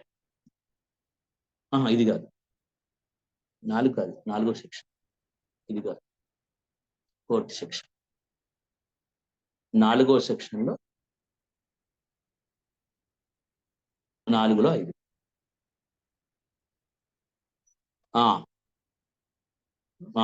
ఇది అట్టి హక్కుల రికార్డులో చేసిన నమోదు వల్ల ప్రభావితమైన ఎవరైనా వ్యక్తి నిర్ణయించినట్టు అధికారికి నమోదును సరిదిద్దుటకు నిర్ణయించినట్టి సమయము లోపల దరఖాస్తు చేసుకొనవచ్చును. ఇది ఇంపార్టెంట్ అండి. ఇదంతా కూడా ROR రికార్డులో ఎవరి పేరే ఎక్కింది. ఇప్పుడు నేను ఆ పటేల్ పేరు ఎక్కిందని చెప్పినా కదా, ఓ అయ్యా పటేల్ పేరు ఎక్కింది, నా పేరు ఎక్కియండి అని ఇక్కడ ఈ సెక్షన్ లో 4, 5 ప్రకారం నేను అప్లై చేసుకుంటాను.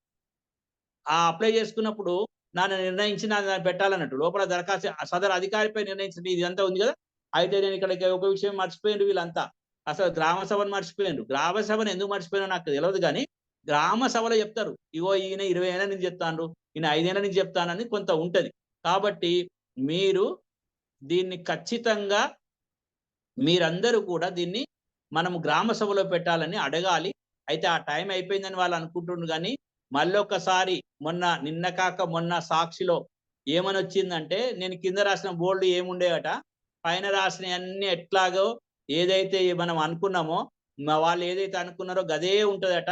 అదే చట్టం తీసుకొస్తే మళ్ళీ నేను అక్టోబర్ 2వ తారీఖు నుంచి ప్రజల వద్దకు, మీ అందరి వద్దకు వస్తున్నాను.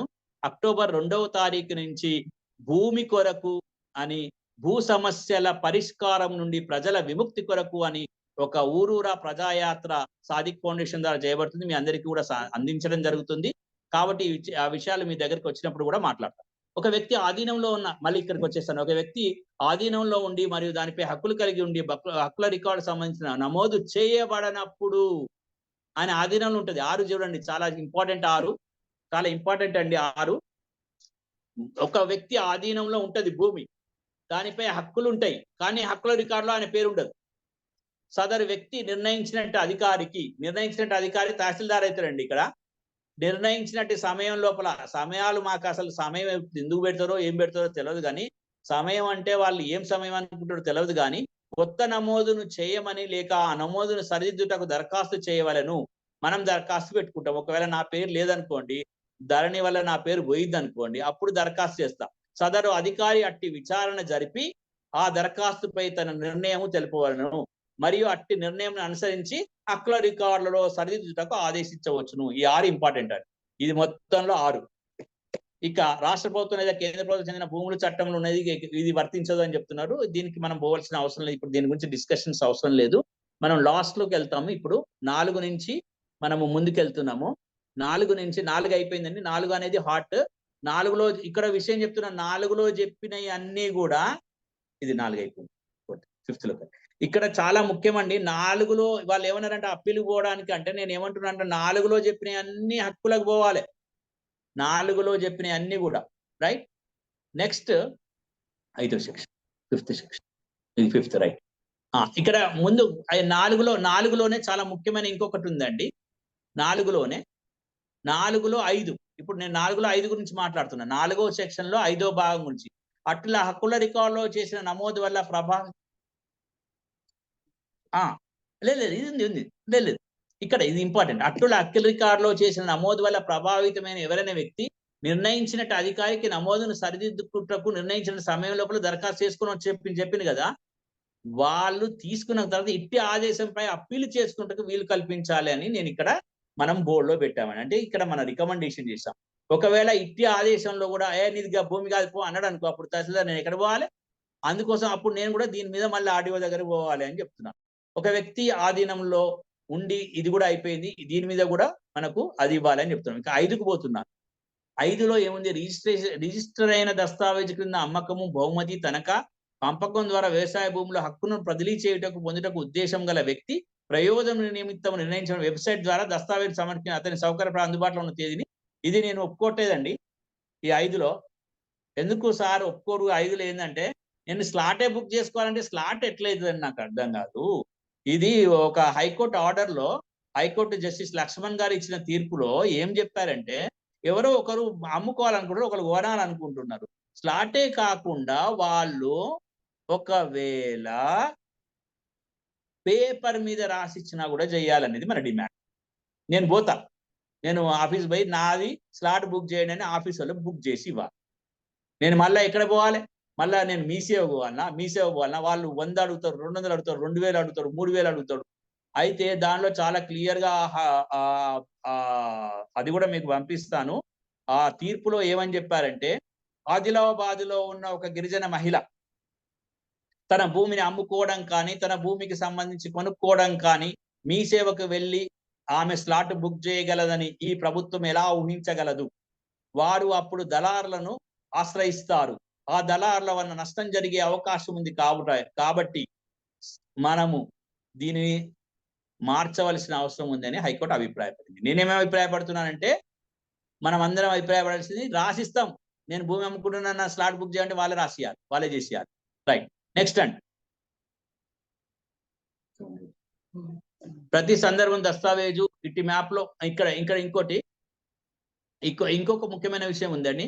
సబ్సెక్షన్ పేర్కొన్న వ్యక్తి బదిలీ దస్తావేజును శాసనం ద్వారా నిర్ణయించినట్టుగా తయారు చేసి నమూనాలో అఫిడవిట్ లో పట్టాదారు పాస్తు సైట్ టైటిల్ కేటాయించిన సమయమైన రిజిస్ట్రార్ సమర్పించాలి.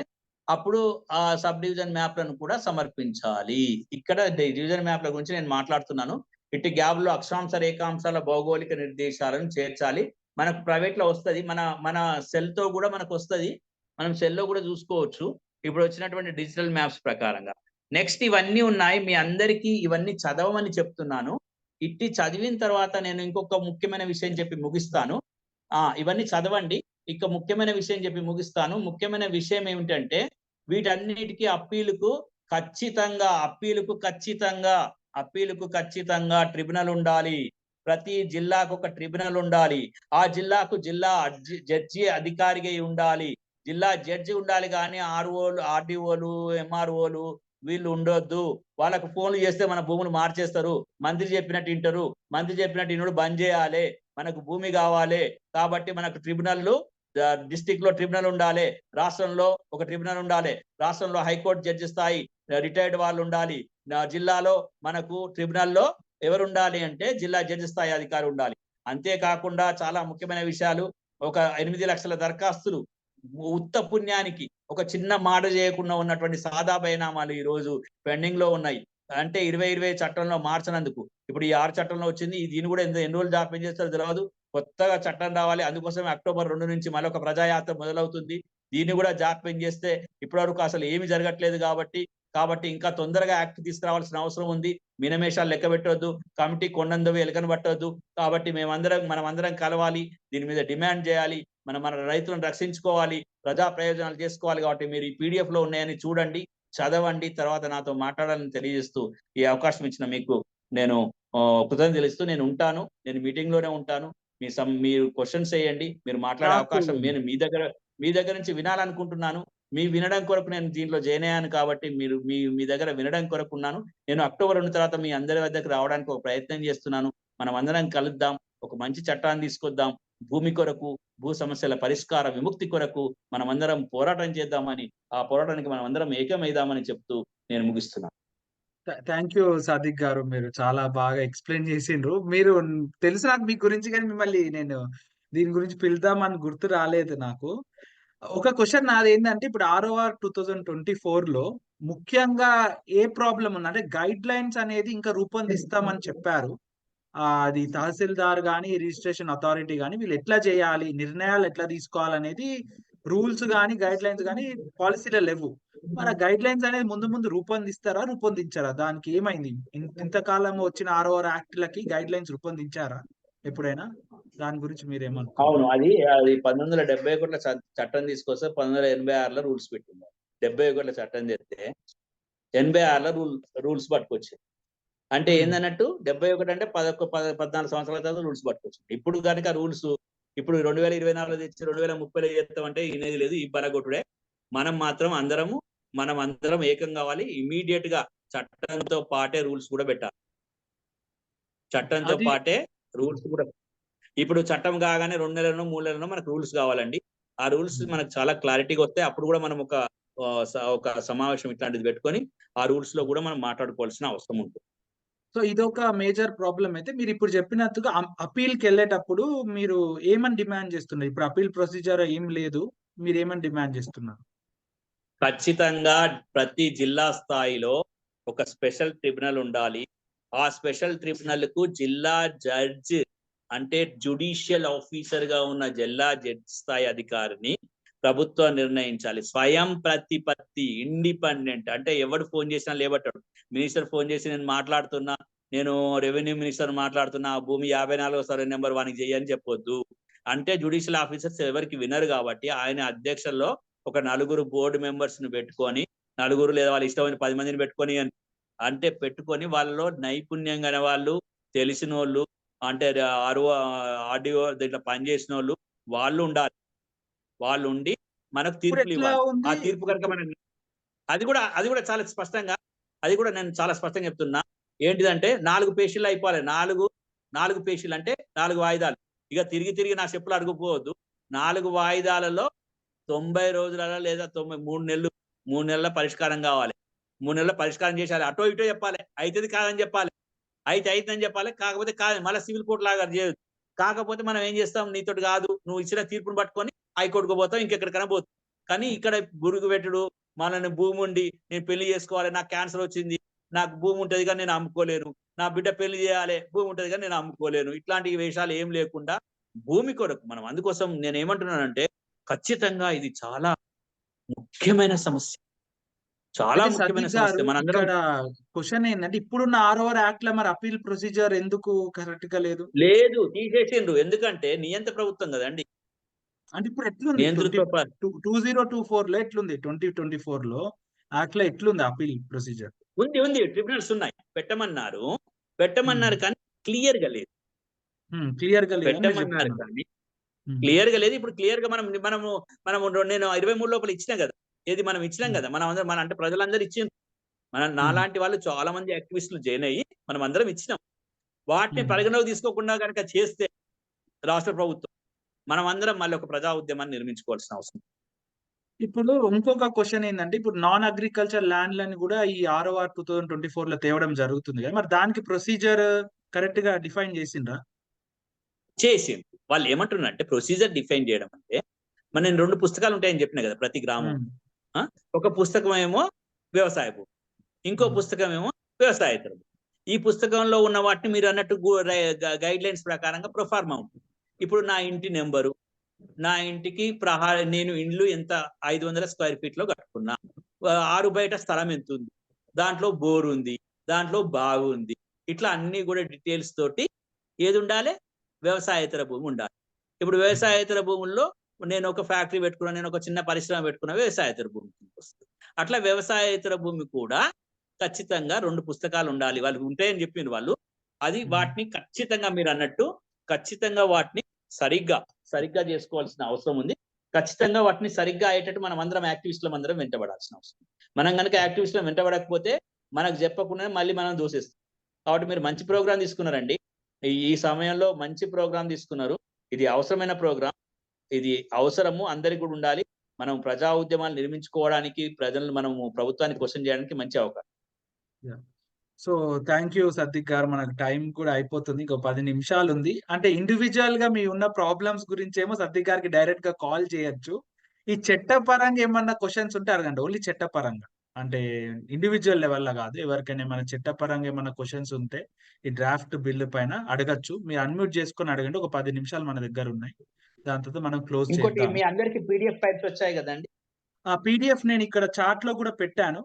అది ఎవరు PDF కావాలన్నా మన సద్దిక్ గారు గవర్నమెంట్ కి రికమెండేషన్ ఇచ్చిన PDF పెట్టాను నేను, అది డౌన్లోడ్ చేసుకోవచ్చు. ఎవరైనా ఒక క్వశ్చన్ అడగాలంటే అడగచ్చు, డ్రాఫ్ట్ కి సంబంధించింది. సార్ Yeah, గుడ్ ఈవినింగ్ ఎవరు? సార్. Yeah. సార్ నా పేరు డేవిడ్ సార్, నేను తెలంగాణ భూపాలపల్లి డిస్ట్రిక్ట్ కాటర్ నుంచి మాట్లాడుతున్నాను సార్. సార్ ఇప్పుడు చెప్పండి. 2024 ROR చట్టము, ఇప్పుడు ఇష్యూస్ ఉన్న వాటిని వెయిట్ చేసి ROR చట్టము guide lines and rules frame అయిన తర్వాత మన ప్రాబ్లమ్స్ గురించి యాక్షన్ తీసుకుంటే బెటర్ అంటారా, లేకపోతే వెయిట్ చేయడం బెటరా, లేకపోతే దాని గురించి ఎట్లా మూవ్ అయితే బెటర్ అంటారు సార్? ఒక ముఖ్యమైన విషయం అండి, ఈ వెయిట్ చేయడం అనేది మనకు కాలాతీతం అయిపోతుందని మనం ప్రెషర్ పట్టుకొచ్చినప్పుడు వాళ్ళు ఏం చేశారంటే తహసీల్దార్లకు, RDOలకి, తర్వాత కలెక్టర్లకు, జిల్లాధికారులకు ఇస్తూ ఒక సర్క్యులర్ పట్టుకొచ్చారు. నేను నాతో టచ్ లో ఉంటే నేను నాకు నా మెయిల్ కానీ లేకపోతే నాకు మీరు వాట్సాప్ లో చెప్పండి, అవి సర్క్యులర్స్ పంపిస్తాను. ఆ సర్క్యులర్ లో వాళ్ళు తొందరగా చేయండి అని చెప్తున్నారు. ఇప్పుడు కూడా పరిష్కారం అవుతున్నాయి. మనం వెయిట్ చేసే బదులు ఇప్పుడు ప్రభుత్వం చట్టం తీసుకురావాలి, ఇవన్నీ వెయిటింగ్ టైంలో ఉంది. ఆ సర్క్యులర్స్ ప్రకారం మనం అప్లై చేసుకొని పరిస్థితిని పునరుద్ధరించుకోవడానికి ఇప్పుడు వెయిట్ చేయాల్సిన అవసరం లేదు. వెయిట్ చేయకుండా మీకున్నటువంటి ప్రాబ్లంను అప్లై చేసుకోండి. ఒకవేళ అప్లై చేసుకున్న తర్వాత మీకు ఏమైనా రిజెక్షన్స్ ఇట్లా అవుతే అప్పుడు ఆ చట్ట ప్రకారం చేసుకోవచ్చు. ఇప్పుడు మీరు ఏం ఆగాల్సిన అవసరం లేదు. ఇప్పుడు ధరణి కొనసాగుతూనే ఉంది, దేన్ని కూడా ఆపలేదు. కాకపోతే సర్క్యులర్ నెంబర్స్ 1 సర్క్యులర్స్ అన్ని కూడా వచ్చాయి. ఆ సర్క్యులర్స్ అన్ని కూడా మీకు ఇక్కడ ఎవరో పెట్టారు, విజయ CCLA సర్క్యులర్స్ చాలా మన దాంట్లో షేర్ చేస్తున్నారు. చాలా మంది మంచి వాళ్ళు ఉన్నారు మన దాంట్లో, అంటే చాలా విజ్ఞులు, నిపుణులు ఉన్నారు ఈ మీటింగ్ లో. వాళ్ళకు థ్యాంక్స్ చెప్తూ దీన్ని షేర్ చేసుకొని దీంట్లో ఏమైనా ప్రాబ్లమ్స్ ఉంటే okay sir, thank you so much. Thank you. Vijay గారు మా justice movement of India member పెట్టారు, ఇప్పటిదాకా మాట్లాడారు కదా విజయ్ గారు. సో మేము కూడా ఇలాంటి రికమెండేషన్స్ ఇవ్వడం జరిగింది, సద్దిక్ గారు ఇచ్చినాయి పాయింట్ టు పాయింట్ గవర్నమెంట్ కి. సో ఇంకెవరైనా ఏమైనా మాట్లాడతారా? ఒక 2 minutes ఉంది మన దగ్గర. Then will close. ఏమైనా క్వశ్చన్ సార్ గానీ సార్ ఏవైనా సార్ సార్ సార్ డాక్టర్ చెప్పండి. మోహన్ రావు మాట్లాడుతున్నానండి. హలో. చెప్పండి. చెప్పండి. దీని కొనసాగింపుగా నేను మిమ్మల్ని రిక్వెస్ట్ చేసేది ఏంటంటే దీనికి ఒక వాట్సాప్ గ్రూప్ చేసి చట్టం అయ్యే వరకు కంటిన్యూ చేస్తే బాగుంటుందేమో అని నా అభిప్రాయం. నెంబర్ 1. రెండోది ఖచ్చితంగా అండి. మీరు నాకు ఒకసారి ఒక్క నిమిషం అండి, సార్ సార్ వాట్సాప్ లో మీ నెంబర్ సరిపోతుంది. మేము ఇప్పుడు ఎట్లాగూ అక్టోబర్ 2 నుంచి మనము చేసే యాత్ర ఏదైతే ఉందో దాంట్లో ఖచ్చితంగా అందరం కలుసుకుందాం. మీరు ఒకసారి వాట్సాప్ లో నా నెంబర్ కి దీనికి ఒక వాట్సాప్ గ్రూప్ క్రియేట్ చేస్తే బాగుంటుందేమో అని చెప్పేసి నా అభిప్రాయం. తప్పకుండా మీరు చేయండి. ఎందుకంటే 1 ఇప్పుడు మీరే 1 చేస్తే అంటే మీరు చేయండి, మేము దాంట్లో పార్టిసిపేట్ అవుతాం. అన్ని మనం చేయలేం కదా. మనం రైట్. ఎంతమంది యాక్టివిస్ట్ లను అంతమందిని చేసుకుంటే మంచిది. మీరు చేయండి, నేను దాంట్లో జాయిన్ అవుతాను. నెంబర్ 1. నెంబర్ 2, రెడ్రెసల్ మెకానిజం అనేది ఈజీగాను రిజల్ట్ ఓరియంటెడ్ ఉండాలి సార్. అది దాని గురించి మనం ఒక డిమాండ్ చేయాలి సార్. లేదంటే ఈ పబ్లిక్ ని వీళ్ళు ఖచ్చితంగా తినేసేస్తారు. రెడ్రెసల్ మెకానిజం చూస్తే ఖచ్చితంగా. ఫర్ ఎగ్జాంపుల్ మీరు ఎక్కడి నుంచి మాట్లాడుతున్నారు? ఢిల్లీ నుంచి సార్. మీరు ఎక్కడి నుంచి ఢిల్లీ నుంచి మాట్లాడుతున్నారు? ఢిల్లీ నుంచి సార్. ఢిల్లీ ఢిల్లీ నుంచి. నుంచి ఎస్ సార్. Yes sir. ఖచ్చితంగానండి. మీకు ఎవరైనా బంధువులు కానీ ఎవరైనా ఉంటే టచ్ లో ఉండమనండి. ఇక్కడ జరిగే మీటింగ్స్ లో డైరెక్ట్ టచ్ లో ఉండండి. గ్రీవెన్స్ మీతో నేను టచ్ లో ఉంటాను. నేను what I'm saying okay sure. ఏమంటానంటే ఈ రెవెన్యూ వాళ్ళతో కామన్ మ్యాన్ డీల్ చేయటం ఇట్స్ వెరీ ఇంపాసిబుల్ సార్. చాలా కష్టం. మనం చేద్దామండి, మనం అందరం ప్రయత్నం చేద్దాం. కామన్ మ్యాన్ కూడా రెవెన్యూ వాళ్ళకి ప్రయోజనం ఇచ్చారంటే, ఆర్టీఐలో ప్రయోజనం ఇచ్చారంటే చూడయా, ఆ కూలి పని చేసుకునేవాడు ఆర్టీఐ వేయాలనుకుంటాడు, వాడికి రాయటం రాయద్దు. వాడు చెప్పేది ఏంటంటే అప్పుడు నేను డ్రాఫ్టింగ్ కంపెనీలో కేజ్రీవాల్ తో నేను ఉన్నాను. అప్పుడు మేము అందరం ఉన్నాం. రాష్ట్ర పిఏఓ రాసి ఇవ్వాలని పెట్టారు కదా. సో అటువంటి ప్రయోజనం కూడా దీనిలో కూడా ఏమైనా ఇంజెక్ట్ చేస్తే బాగుంటుంది అని చెప్పేసి నా అభిప్రాయం సార్. ఖచ్చితంగా అండి. మీరు ఎక్సలెంట్ పాయింట్ చెప్పారు. అది ఖచ్చితంగా మనం అడగాలి. Yes sir. తర్వాత థర్డ్ పాయింట్ ఏంటంటే any government officer either it is a RDO or collector or CCL లో ఉన్నటువంటి ప్రిన్సిపల్ సెక్రటరీ గారు వీళ్ళంతా కూడా ఏంటంటే they are engage to solve the public problems అండి. వీడేం చేస్తారు, ప్రజలను వాళ్ళ చుట్టూ తిప్పుకుంటారు అనమాట. వాళ్ళ ప్రభువులు అయిపోయారు, ప్రజలేమో వాళ్ళ బానిసలు. అదే నేను ఈ విషయం పబ్లిక్ సర్వెంట్ అని చెప్పి నేను ఒక దగ్గర మాట్లాడితే నా మీద కేసు పెట్టారు. కానీ దాన్ని కొద్దిగా హార్డ్ గా చెప్పాను. మీరందరూ మా జీతగాళ్ళు అని చెప్పాను. జీతగాళ్ళు అని మన ప్రజలకు అర్థమైన భాషలో చెప్పాను. వాళ్ళు మమ్మల్ని కించపరుస్తున్నారు అనుకున్నారు. సరే, ఏదేమైనప్పటికీ దీని మీద మీరు అన్నట్టు మూవ్మెంట్ కావాల్సి. Yes sir. Yes sir. We're with you sir. మేము మీతో ఉంటాం ఈ విషయంలో. పబ్లిక్ మనం మాట్లాడుకుందాం, పర్సనల్ గా మాట్లాడుకుందాం. మీరు ఇప్పుడు ఇంకా వేరే వాళ్ళకి ఎవరైనా ఉంటే అవకాశం ప్లీజ్. సో ఇక కంక్లూడ్ చేద్దాము. థ్యాంక్ యూ సదిక్ గారు. ఒక్క మాట మాట్లాడతా సార్. మాట్లాడండి శశికళ గారు.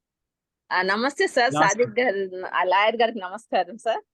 సార్ ఉంది మేడం. సార్ ఏం లేదు, నేను 2022లో ఒక ల్యాండ్ రిజిస్ట్రేషన్ చేయించుకున్నా. సేల్ డీడ్ అన్ని ఉన్నాయి. అది 1968 నుంచి దాన్ని ఎవరెవరు అనుభవిస్తున్నారో మొత్తం పహానితో సహా ఉన్నది. అయితే 2 years అయినాక మేము కంచె వేద్దాం అన్నటప్పుడు అక్కడ లోకల్లో ఉన్న ఒక అతను కొండూరు శ్రీనా అని అతను, అతడు ఎప్పుడు కూడా ఎవరి దగ్గర ల్యాండ్ ఖాళీ ఉంటే అది నాదే అని కబ్జా చేస్తాడు. మహేశ్వరం. అమ్మా, నేను ఈ యాత్రలో మీ దగ్గర రావడానికి ట్రై చేస్తాను. మీరు నాకు ఫోన్ లో నెంబర్ పెట్టండి.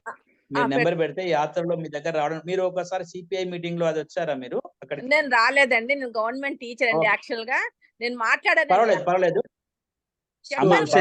మీరు నాతో మాట్లాడండి. నేను వస్తానండి. నేను యాత్రకు మనం మొదలు పెడదాము. యాత్రలో మనం పాల్గొందాం. మీ సమస్యను కూడా యాత్రలో చూద్దాం. Okay sir, sure. Thank you. Sasikala గారు, మీకు నేను నెంబర్ షేర్ చేస్తాను. తీసుకున్నా సార్, నంబర్ తీసుకున్నాను సార్. మా సారు ఇప్పుడు ఆకర్ష్ సారు SDF లో ఉండేది, చాలా బ్రిలియంట్. ఈ సారు చాలా బాగా చేస్తున్నారు. మేము కూడా one of the member of the sir. చాలా బాగా చేస్తున్నారు, చూస్తున్నాను. చాలా చిన్న వయసులో చాలా బాగా అచీవ్ చేస్తున్నారు సార్. అవునవును. We are very congratulate to him and we are all with yes sir. Thank you Sadiq గారు. Thank you. దయచేసి లాస్ట్ ఒక ముచ్చట వినండి. ఒకటి, దీనికి సంబంధించినటువంటి మీరు నాతో టచ్ లో ఉండండి. ఈ యాత్రలో అందరం కూడా ఏదో ఒక విధంగా ప్రత్యక్షంగానో పరోక్షంగానో పాల్గొందాం. అక్టోబర్ 2 నుంచి అక్టోబర్ 13 వరకు ఈ యాత్ర కొనసాగుతుందండి. ఈ యాత్రలో మీ దగ్గరికి రావడానికి నేను ఒక ప్రయత్నం చేస్తాను. అందరి వద్దకు రీచ్ కాకపోయినా మీరు అందరు నాతో జాయిన్ కావచ్చు. ఈ యాత్రలో ఒక బస్సు యాత్ర ఉంటుంది, మినీ బస్సు యాత్ర ఉంటుంది. ఈ మినీ బస్సులో మనం 10 నుంచి 12 మంది కూర్చోవచ్చు. మీరు ఎక్కడైనా జాయిన్ కావచ్చు, మనం అనుభవాలు తీసుకోవచ్చు. దయచేసి అందరినీ పాల్గొని భూ పోరాటాలు, భూమికి సంబంధించిన సమస్యల విముక్తి కొరకు మనం అందరం ప్రయత్నం చేద్దామండి. Okay sir. Thank you Sardik గారు. నేను మా సిటిజన్ డైలాగ్ అని వాట్సాప్ గ్రూప్ ఉంటది. మీరు దీంట్లో జాయిన్ అవ్వాలంటే జాయిన్ అవ్వచ్చు. మేము ఇట్లాంటి వెబినార్స్ కానీ డిఫరెంట్ టాపిక్స్ పైన సిటిజన్ డైలాగ్స్ చేస్తూ ఉంటాము. మేము ఈ మూమెంట్ పెట్టింది సర్దిక్, మీరు జాయిన్ అయ్యారు. అవునవును చూసాను నేను. మీరు ఇంకెవరైనా జాయిన్ అవ్వాలనుకుంటే ఇక్కడ QR కోడ్ స్కాన్ చేయొచ్చు. లేకపోతే నరేందర్ ఉన్నారా మీరు? ఒకసారి మన గ్రూప్ లింక్ కూడా పెడితే ఎవరన్నా, రాహుల్ అయినా మీరు గ్రూప్ లింక్ పెట్టండి సార్. గ్రూప్ లింక్ జాయిన్ కావడానికి. అవును గ్రూప్ లింక్ హేతువాద గ్రూప్ నుంచి మీకు లింక్ ఇప్పుడు మీటింగ్ లో జాయిన్ అవ్వండి. అదే గ్రూప్ లో లింక్ పెడితే మాకు ఈజీ అవుతుంది. మాకు నేను పెడతాను, ఆ గ్రూప్ లో కూడా పెడతాను. హేతువాద గ్రూప్ లో నేను ఉన్నాను. రాహుల్, నరేందర్ ఎవరు ఉన్నారా మన గ్రూప్ లింక్ పెట్టడానికి? నరేందర్, రాహుల్ ఇప్పుడే పెట్టారా? Please join this group. మేము ఇట్లాంటి వెబినార్ కానీ సిటిజన్ డైలాగ్, ఇది వెబినార్ రూపకంలో చేసినాం. అసలుకైతే డిఫరెంట్ ఇష్యూస్ పైన ప్రజలందరూ మాట్లాడే రకంగా మేము చేస్తా ఉంటాం అన్నట్టు సిటిజన్ డైలాగ్స్ అని.